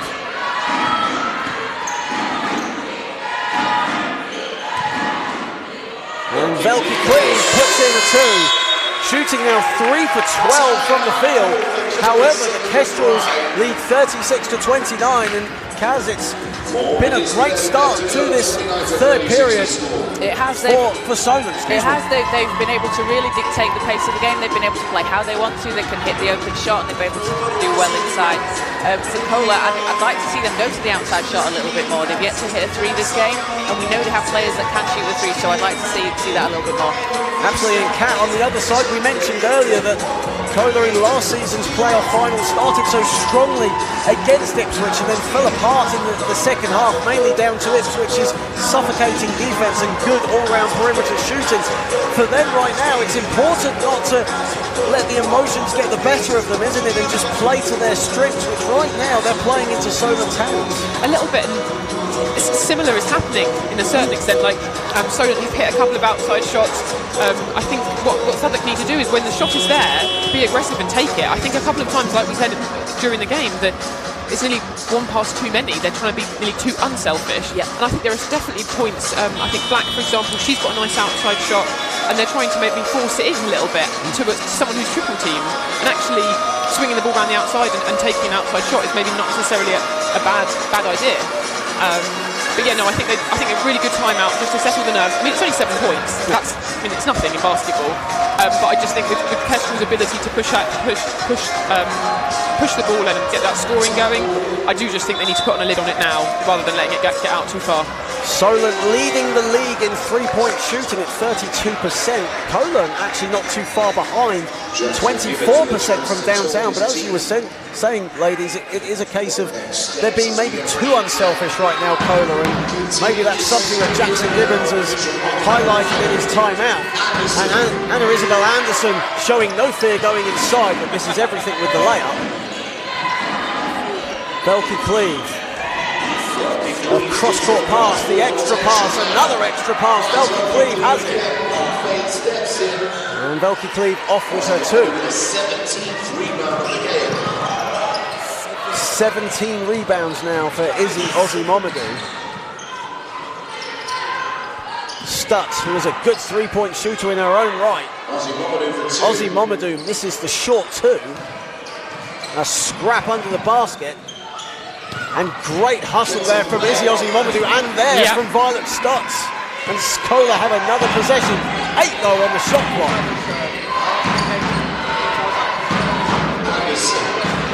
Black, they've got to put up something, and a shot clock violation. And again, ladies, this is what we were talking about earlier. It's almost too unselfish, and Emilie Black really needed to put a shot up. She was wide open there. Yeah, Emilie Black's a fantastic 3-point shooter. We've seen her do it, several times throughout the season in finals. I'd just like to see her take that shot. There was a couple of open looks there. I think she's looking a little bit hesitant, and I wonder whether a couple of misses in the first half have kind of meant that she's maybe waiting a little bit too long. But just needs to have that confidence that they will drop.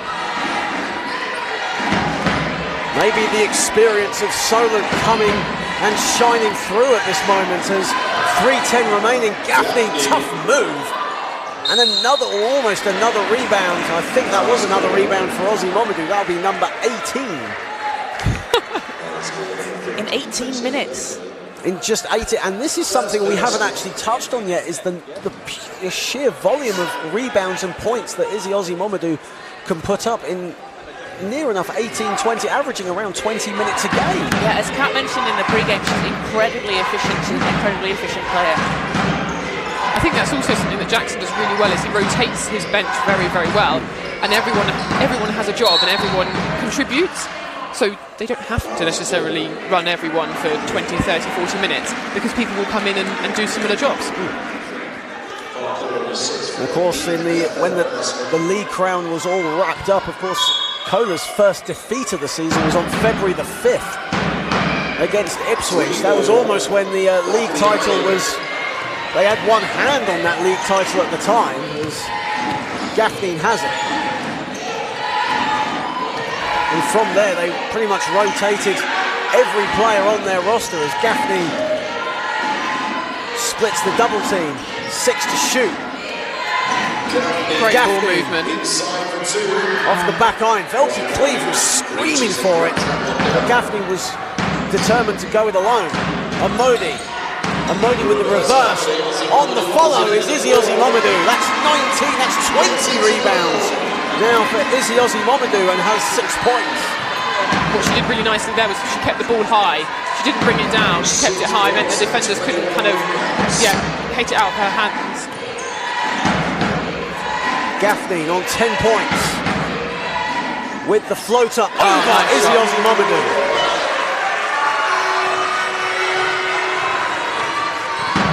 She's doing a really, really good job bringing the energy. Oh, and great defense there from Endine, and Endine in transition, her favourite place to be.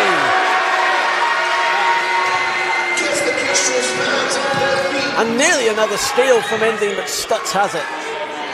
And Stutz could take that three. Endine, another steal, another deflection, but Ana-Isabel and Andersson has it. Unfortunately. A great sequence of defense there from Faye Endine, a player that leads the team in assists and steals with 4 assists a game and 3.1 steals a game, and just showing what she's made of there. Exactly, that's what she loves to do, and that's why she's such a dangerous player as well. She loves to steal the ball, get out in transition and finish. And that's a player, we haven't really seen a lot of in this game, but in the third quarter now, starting to show what she's made of. Yeah, and I think particularly kind of Gaffney coming in, I think it's been a really nice kind of 1-2 for Endine, because obviously they're both fast players, they could both get out and run, and it means that if the focus is on one, the other one has a bit more freedom. Funmi Amodi with the basket there as Lauren Dabbs into the game, and on the ball here, Molly Lavin as well into the game for CoLA. Nice Dabbs for 3, splash! Some really great ball movement from Solent there, working the ball around outside and taking the time to find the right shot. A player who really struggled from 3-point territory as Black responds with the short two. A player who actually led the league in 3-point percentage coming up to the National Cup final, but struggled in the latter stages. Here she is on the ball. Velky Cleve from the elbow.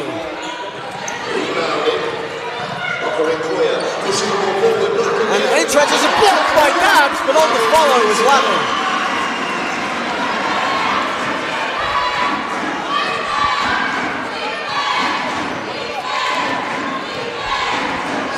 Gaffney. Final seconds of this third period.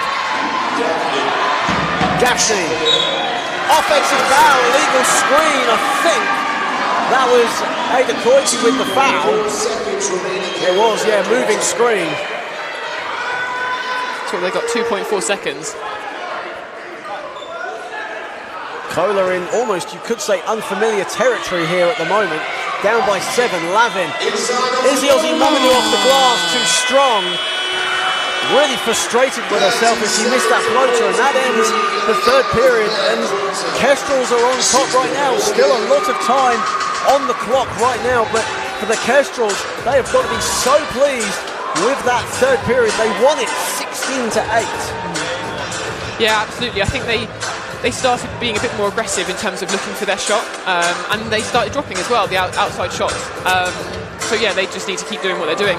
And for Jackson Gibbons and his CoLA team, it's still a case of nothing to panic, no panic needed.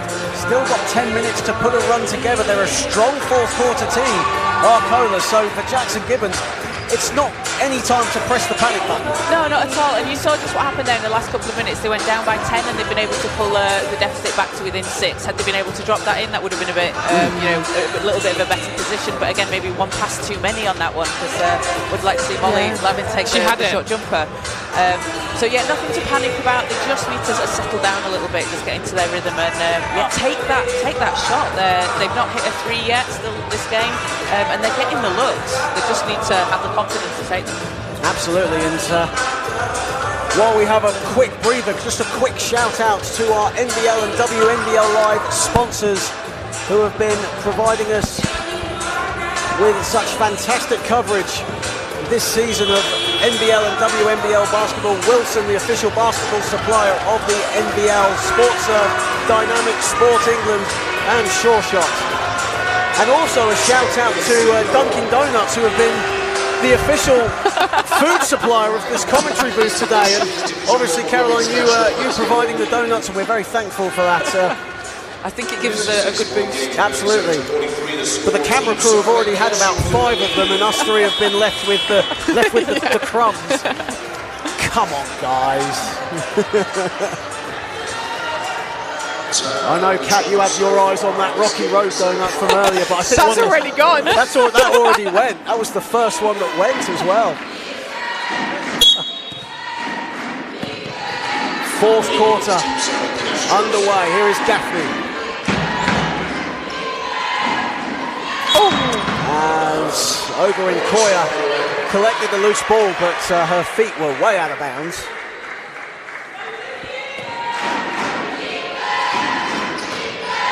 Gaffney. Karpova for 3. She likes that. Great start to this fourth period for the Kestrels. Really nice play as well. That started with a back screen from Jaju, which she felt, so her defender would have definitely felt it as well, and that got Karpova open. Black, good defense from Karpova, and it's going to be a Solent ball. And you love to see that Karpova hitting the shot and then playing some tough D on the other end, doing it on both ends of the floor. Well, we mentioned that Kristina Karpova could be a potential X factor in this game, and so far has really come to the floor with 9 points on 2 for 5 shooting from downtown. Also has 3 assists to her name. Here she is on the ball now, another 3, but this one is going to miss everything. Yeah, I think CoLA were a bit smart on that one, and obviously pressured a lot, and she didn't have very much time at all to get that off.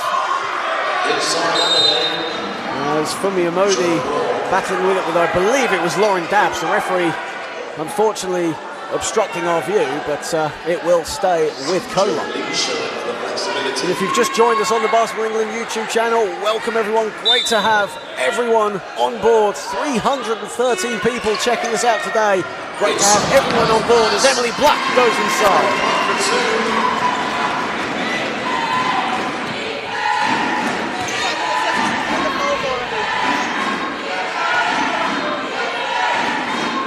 Belky Cleave. Lauren Dabbs wide open, but is off.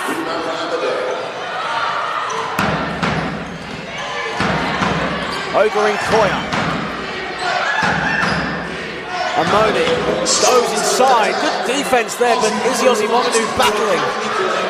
And Taylor Gaffney comes up with it. Belky Cleave driving at Lavin.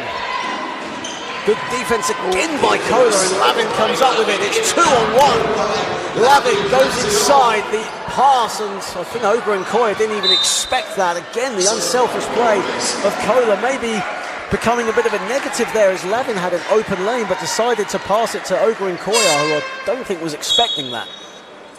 And Lavin's so strong as well. She can make that layup. She had the steps, and Gaffney had already gone past her, so actually just to put that layup in. A player who's averaging 12 rebounds and 7 assists this season, Molly Lavin. Yeah, she does a bit of everything for that team. Absolutely, yeah, and showcased all of that in last year's playoff final in Nottingham.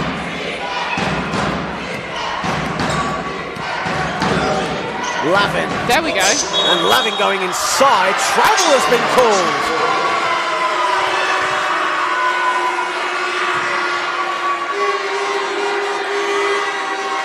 Good to see her being a bit more aggressive though.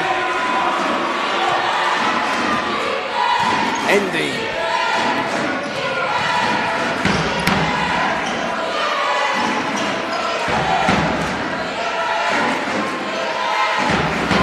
Karpova to Endine again. Looking for an open Taylor Gaffney, instead decides to go for the pull-up jumper. And Isi Ozzy-Momodu, who else, collects her 22nd rebound. And that was a really good defensive possession from Southwark there as well. Ozzy-Momodu on the follow off the miss from Lavin. And it's a 5-point lead for the Kestrels. Karpova. Ending for three. Money. And that's huge from Ending. Like we said, that's what we saw her do in the second half of the National Cup final back in January. O'Connell.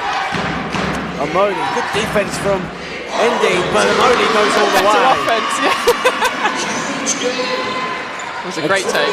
Almost a broken offense, but Amodi made it work. Karpova, catch and shoot. And that ball nearly going to us in the commentary booth, and it's stepped out of bounds. It'll be a Kestrels ball. From where we were, they looked like Faye Ending was the one who actually stepped out of bounds. I didn't think Lavin did, but I didn't have the clearest of views from it. It was right in front of us. Yeah, I mean, she did well to catch it. It was slightly wild pass.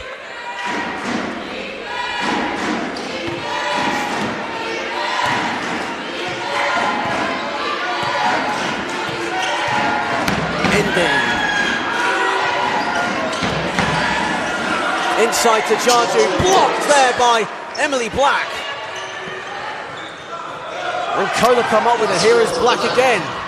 Going inside, goes glass, and that is the Emilie Black that we are used to seeing. That's a really, really tough move from Black.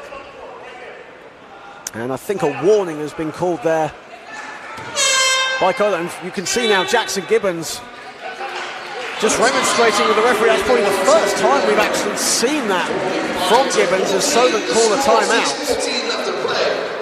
Still all to play for though, Caroline, with 6:14 remaining. Absolutely. Like, CoLA have done a really good job of they're not losing their heads. You know, they've been down and they're able to come back and chip away into it, and they've still not giving up, which is what you want to see. And they know they're still in this. They can do this. They're again still yet to hit a three, so they're able to keep this as close as it has been. Maybe not playing one of their best games or playing the way that they would normally do.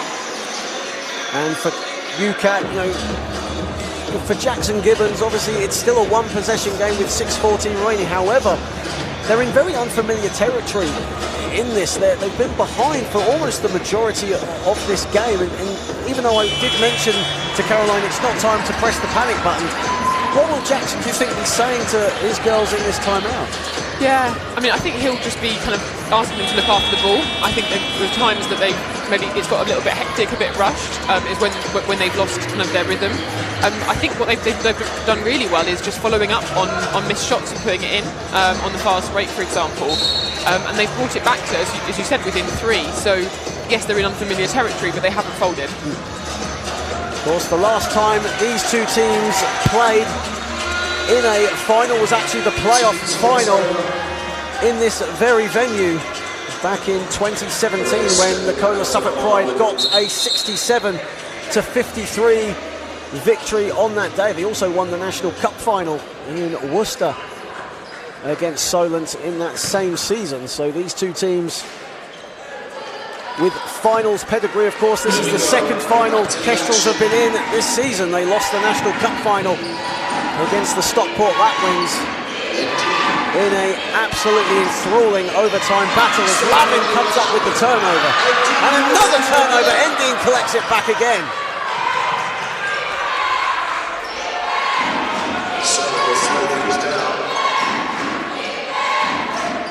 Lots of noise coming from the CoLA fans, and a steal again. Lavin comes up with it. Inside to Black. Black goes glass and scores, and CoLA having a lot of opportunities inside. Yeah, and Emilie Black is doing a fantastic job as well.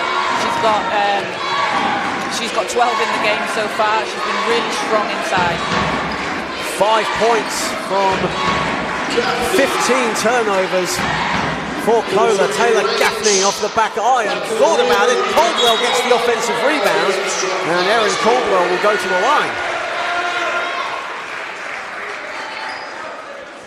And that's the first team foul of this fourth quarter. Almost forget that these teams have been playing such solid and intense defense that that's actually the first team foul of this quarter, as that's a first foul on Emilie O'Connell, and Erin Caldwell leading the team in free throw percentage this season at 81%, and it rattles on. Yeah. Almost a commentator's curse. I was hoping to go all weekend without saying anything on that front, and I'm still 100%, so that's good. And O'Connell and Caldwell makes them both. And the Kestrels restore a 3-point advantage.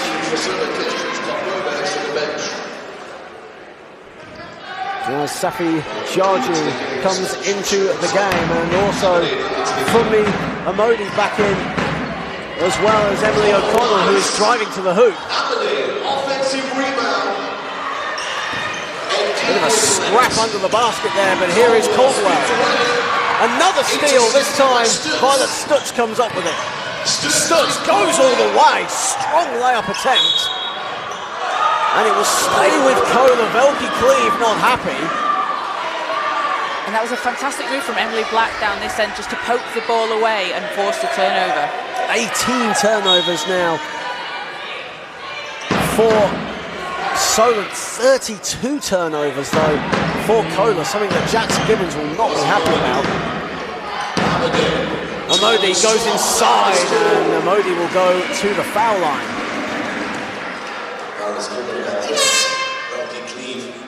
4:44 remaining in a clash that's just been so typical of what we've been seeing all weekend long. Two games that went down to the wire, and the Division 2 women's game that, despite the fact it was a 20-point win for the Hatters, it was by no means a blowout. As Funmi Amodi makes the first. Yeah, I think it's a great advert for basketball in this country that they've been so competitive, such competitive games. Absolutely.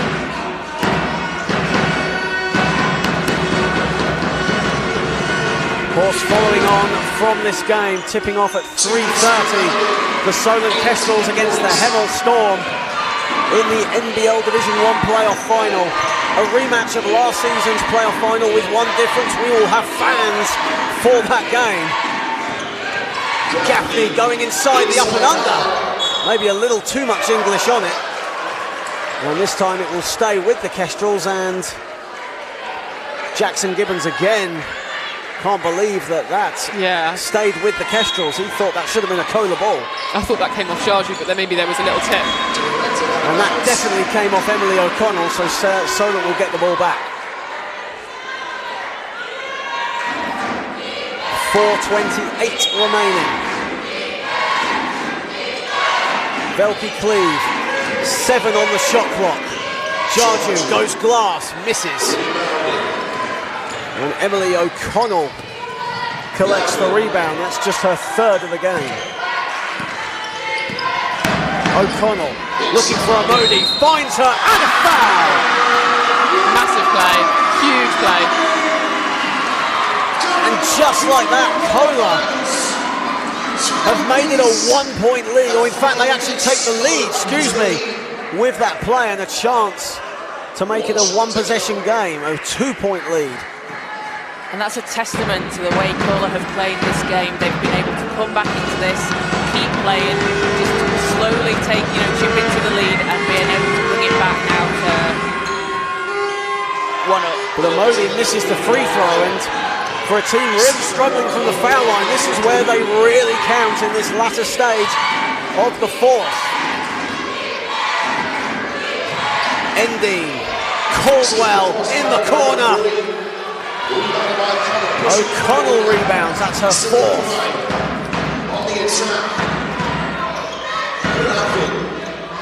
Black is wide open there, looking for Amodi inside. Good defense from Jarju. CoLA 0 for 9 from three-point land. They favoured going inside all game long, shooting 35% from the field. They've hit 42 points in the paint, so it is working for them, but you still would like to see them go to the outside shot. Offensive foul called from Emilie, getting her body in the way as the CoLA bench erupts. And even though there's not many of them, there is a smattering of CoLA students here in attendance, and they're making themselves heard. 2 drums and all. And that's, I think, is that Velke Cleave's 4th foul? That is Velke Cleave's 4th foul. That's a huge foul. And for Jackson Gibbons, no doubt about it, they will be looking to zero in on Christina Velke Cleave in these final 3 minutes and 23. But for CJ Lee, do you keep Velke Cleave in the action, or do you risk it, put her on the bench and put her in the later stages of this quarter? Yeah, it's a tough one. I mean, it's 3 minutes to go at this point. I think with her experience, I think you've got to leave her out there and basically say to her, don't foul out. Absolutely. I mean, ultimately, like, you take her off and she's such a core part of the team and can really change the game. I mean, and then she's sitting on the bench and you maybe give up some points. Yeah, probably not worth the risk. Yeah. And on the flip side for Solent, there's no one really that they can zero in on. There's no CoLA play in foul trouble, just one team foul at the moment, and the only people that have got more than 1 foul is Biban Chikimi Pearson and Isi Ozzy-Momodu. Both have 2 fouls. I mean, we can see up there 5 fouls on the entire CoLA team, which is incredible, isn't it? And again, it's a testament to the disciplined defense that they play. And of course, assistant coach Naguru is their defensive coach. Jackson Gibbons likes to give the praise to his assistant coach for their defensive play. And the work that the unselfish and incredible work he puts in is now starting to shine. Even though it's anyone's game, it's starting to shine. Yeah, absolutely. And they've kept their composure really, really well. I think it would have been easy, 6, 7, 8 points down, and the other team is shooting, well, like Solent was hitting their threes, and actually they've just kind of stuck with it. I think Emilie Black's done really well. She's kind of stepped up and made some big 2s. O'Connell inside to Ozzy-Momodu. Good defense there from Gaffney. Bodies on the floor. Endy's fighting with 2 CoLA players, and it will be a Solent ball on the possession arrow. You love to see it. Teams just diving on the ball. This is what it's all about. Playoff basketball at its very best. 2:59 remaining. You can sense that the intensity stepping up a few notches. Caldwell.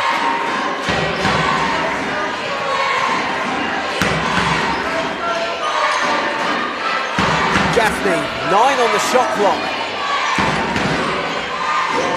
Velke Cleave, they've got to put up something. Endine. Bank 3 is off. Gaffney gets loose. Blocked by Momodu. Huge rejection from Isi Ozzy-Momodu. And at the other end, she nearly collected the pass from Black. It will be a Solent ball, a let-off there from the Kestrels. Yeah, they were lucky that one didn't hit home. Especially after a block would have been a big momentum shift. Ending. Jarju. Stolen by O'Connell. Black going glass too strong, way too strong, and Velke Cleave on 4 fouls with the ball. Velke Cleave going glass over Isi Ozzy-Momodu. And that's why you need to keep her on the floor. Yeah, absolutely fantastic, and a huge basket for Solent. Both teams actually playing really fast-paced at the moment, neither of them slowing it down. Amodi going inside, nearly got the ball to drop, but instead she's going to go to the foul line for 2. She's been 4 from 5 from the line, so actually good option for them to get to the free throw line.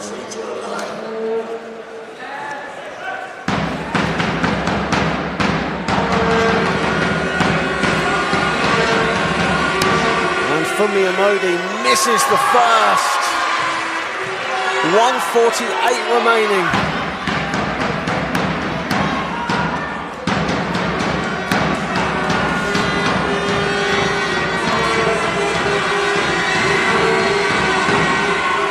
Funmi Amodi splits the foul shots. And the game is tied at 52. Momodu, a 52% foul shooter for the season. Gaffney. Velky Cleave for three. Big rebound, nearly a big rebound by Jaju, and Gaffney collects the loose ball. Ending. Final 90 seconds. Gaffney way off with her three-point attempt. Great defense from Isi Ozzy-Momodu. And again, you see CoLA just putting on that really, really tight pressure defense as well, making it just so hard to get a shot off. They've kept the Kestrels to just 9 points in this fourth period, scoring 15 themselves. And nearly another steal. Oh wow, that dive saved it. Black. Amodi to the spin, misses the layup, gets her own rebound, and a foul call, and Fumi Amodi going back to the foul line. Fumi Amodi has just been huge this game for CoLA. She's just been doing everything. It's you know, she's made some clutch baskets and she's powering away inside. Game tied at 52. We're down to the final minutes, or 59.9 seconds if you really want to know. And that's foul number 4 on Jaju as well for Solent. Solent in the penalty.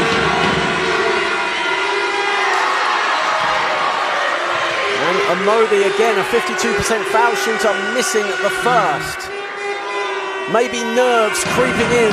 I do wonder if it's going to come down to free throws. CoLA are 10 of 16, Solent are 2 of 6. So neither team hitting them. Misses the both, but an offensive rebound by Black. Steal though, good defense from Velky Cleave. Faye Ending now in transition, but she loses the ball. Gaffney.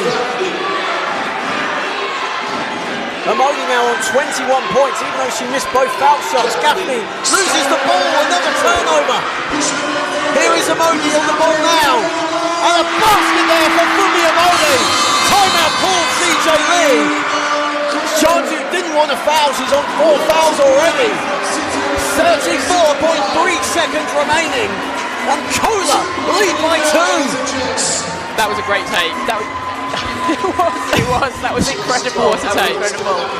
Amodi's been absolutely fantastic, and it is like you said, Kat. You said it in the first quarter. This could come down to free throws when the game's close to 6. Yeah. And for Jaju on 4 fouls, deciding not to commit herself with the game as it is right now, could that be a risky move? Well, you just don't know, because also the problem is this: if she had fouled and then it had still gone in, well then you've got an and one. So it's a really difficult situation. I'm sure like she did a good job in terms of contesting. So yeah, hands up. I mean, it did all start, I think, from the defense, where they just really, like, 3 of them were just like hustling to get the ball back. It's been a defensive battle from both teams all game long. A tale of turnovers, got loose ball fouls, diving on the loose ball. For some reason we have pyrotechnics going off as well. Celebrating a great game. Just that, yeah, the overall celebration of what has been a fantastic game so far. Isi Ozzy-Momodu with 25 rebounds, 4 for 8 from the field for 8 points. Fumi Amodi though with 23, leading all scorers. Taylor Gaffney leading the way for the Kestrels with 12. And you wonder if Solent might put Parkova back into the game at this point. Obviously, hot hand from 3. Doesn't look like she is though at the moment. Huge support from both teams. Even though CoLA have not travelled heavily here to Manchester, they're still letting their voices be heard. And what's nice is that Hemel are getting involved. The Hemel fans seem to be... It could be because Hemel are behind us right now, but I think it's a mixture of that as well. What a game here in Manchester. Still got 1 more game left. As a foul has been called on Fumi Amodi, and that'll be her first foul of the game. And that's good for CoLA. That's a good foul. You know, they've got the fouls to give. Take some time off the clock. It's 2 team fouls for CoLA. They still have 2 more fouls to put them in the penalty. Velky Cleave, big possession this for Solent. Ending for 3. She's going to go to the foul line. Faye Ending was fouled by Emilie O'Connell. 2.9 seconds left. Wow, big Oh, call. that's huge. That's huge. Jackson Gibbons remains steadfast with his arms crossed on the bench. O'Connell with her feet planted virtually on Faye Ending, who makes the first.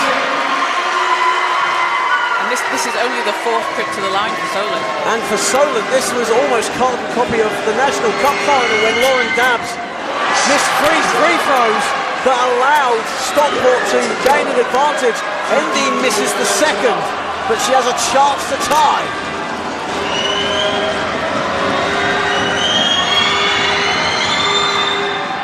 Misses the third. Rebound by Stokes. Big rebound from Violet Stokes. They've got to foul.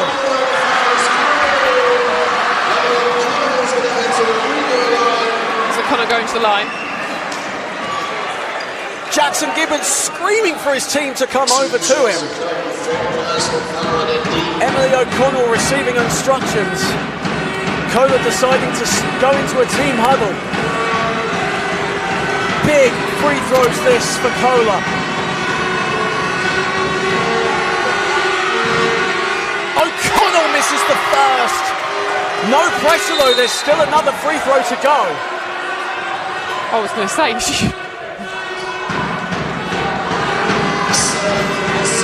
makes this 2 points. A 64% foul shooter, Emilie O'Connell, rattles in the second. A 2-point lead. It all comes down to this one possession. Felke Cleave. Caldwell misses the three. CoLA survive. I don't think they realised how much time they didn't have that was coming off the clock there. It almost looked like they weren't aware of the time running down. CoLA 55-53 winners, and you can see what it means to them. A league and playoff double for this academy full of talented young teenage players. Molly Lavin with tears running down her cheeks. You can see what this means to them. The students running to the floor. And this is what it's all What a about. game, absolutely. And you can see how much it means to them, and for them to have held their nerve, and they're like, yeah, look at them, they're in tears.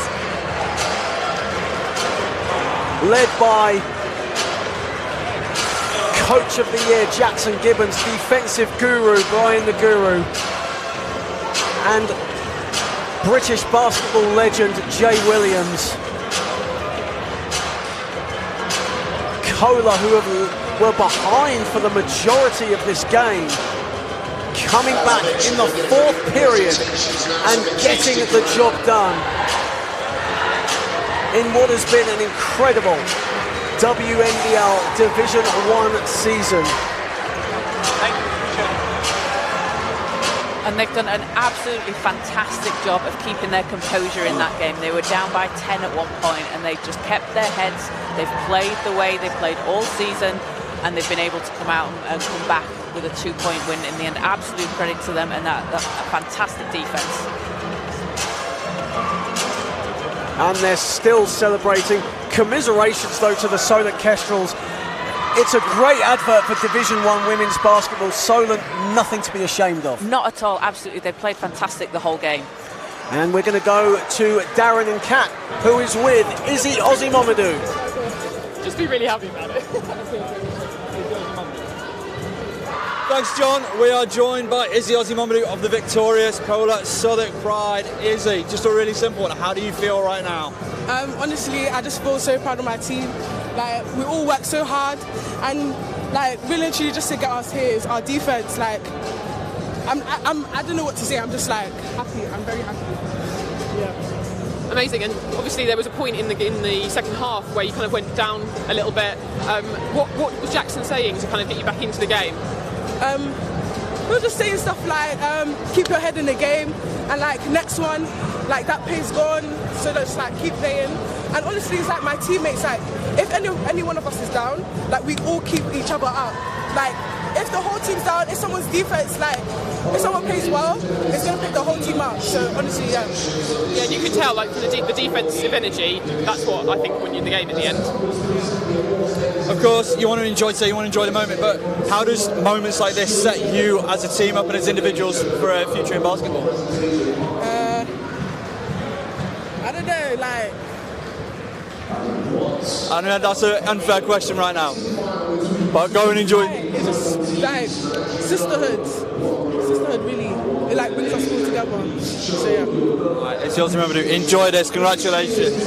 All right. So we are going to head over to the presentations, back to John Hobbs. Thank you, Darren. And as said, it takes two teams to make a great final. Solent with nothing to be ashamed of. A fantastic achievement for them. Safi Jarju, who's had a great season, majority of the time coming off the bench, doing the business as a starter today. The 7th seed who had to go on the road throughout the playoffs to go to where they are today. They beat the Loughborough Riders 63-59 on the back of 24 points from Taylor Gaffney and 12 points, 8 rebounds from Christina Velke-Cleve. They actually had a team 12 steals in that win.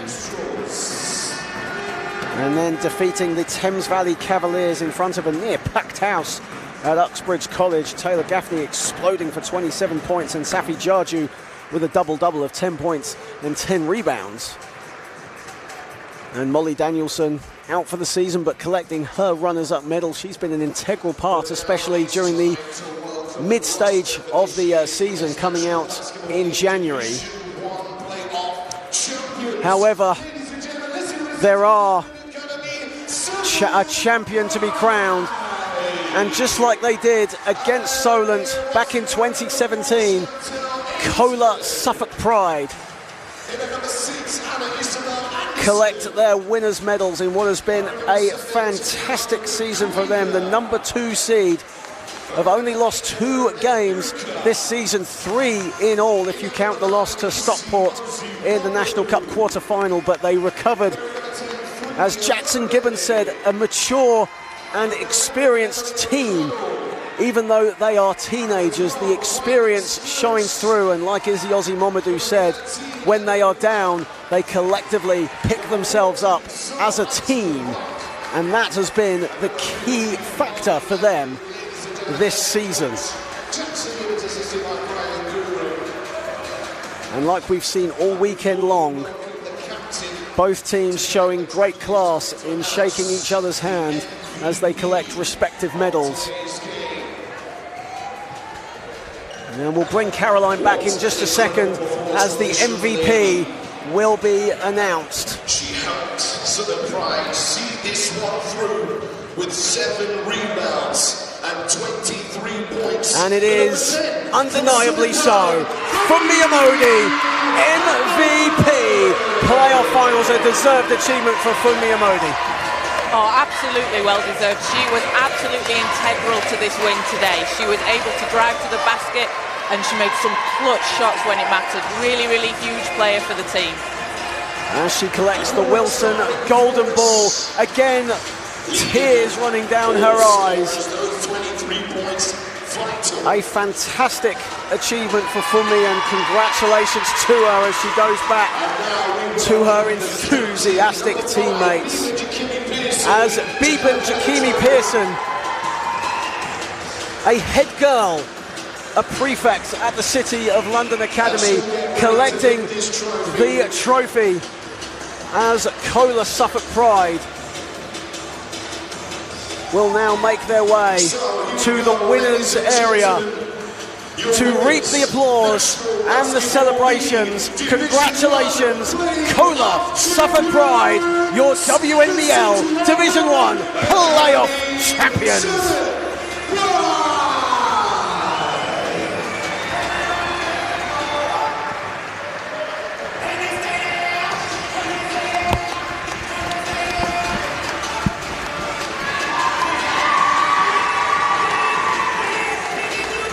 It's going to be hard to get a post-game interview with one of these CoLA players. Obviously, we got Isi Ozzy-Momodu earlier on, but it's going to be difficult to get one of these players in for an interview here at the moment. Darren's trying his best. I think it is. They're not going to move away from the team.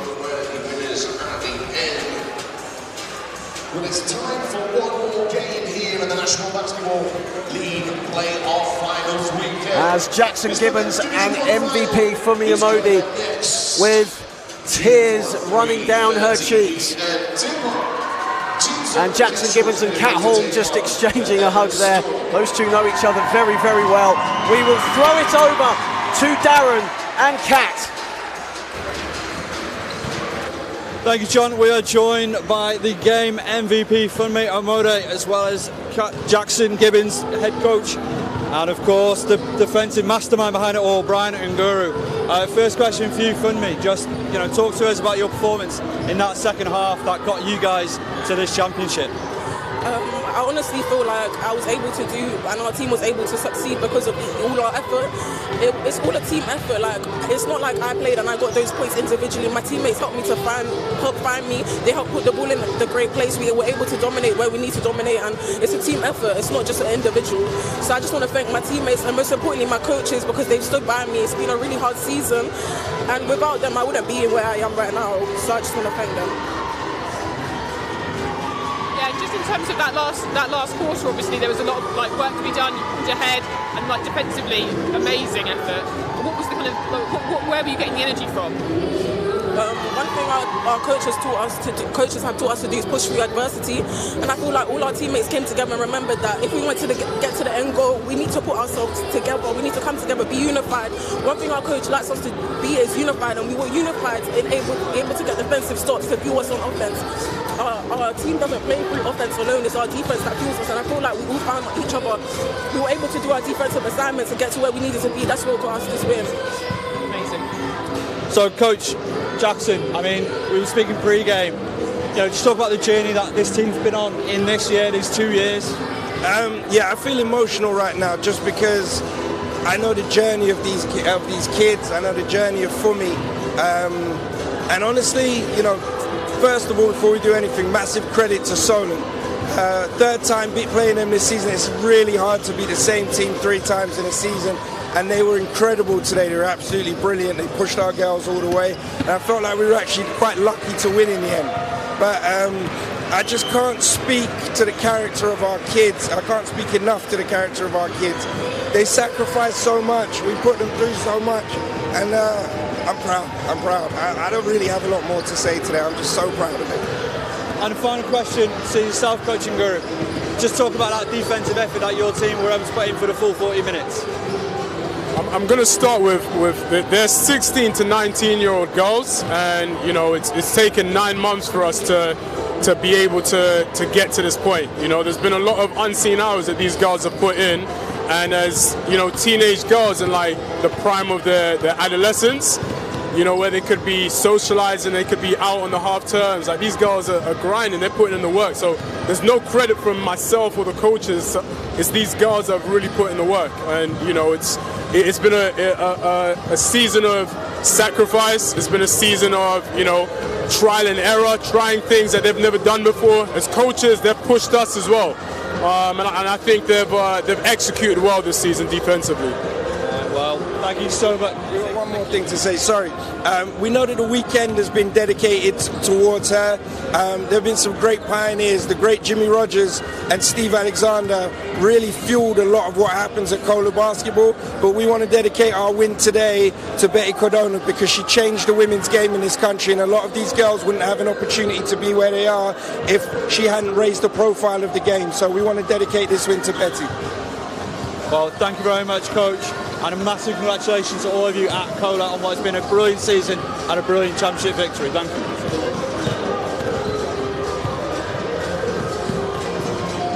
So, Katrin, you've just heard from quite a few of the CoLA players and staff about what it means to them to take away the victory on today's occasion. Yeah, I think what's really stood out for me is the team dynamic. Very much a kind of, focus on everyone is valuable, everyone's bringing something to the team, and they work so hard for each other. I think that was really, really evident. So yeah, really, really pleased for them.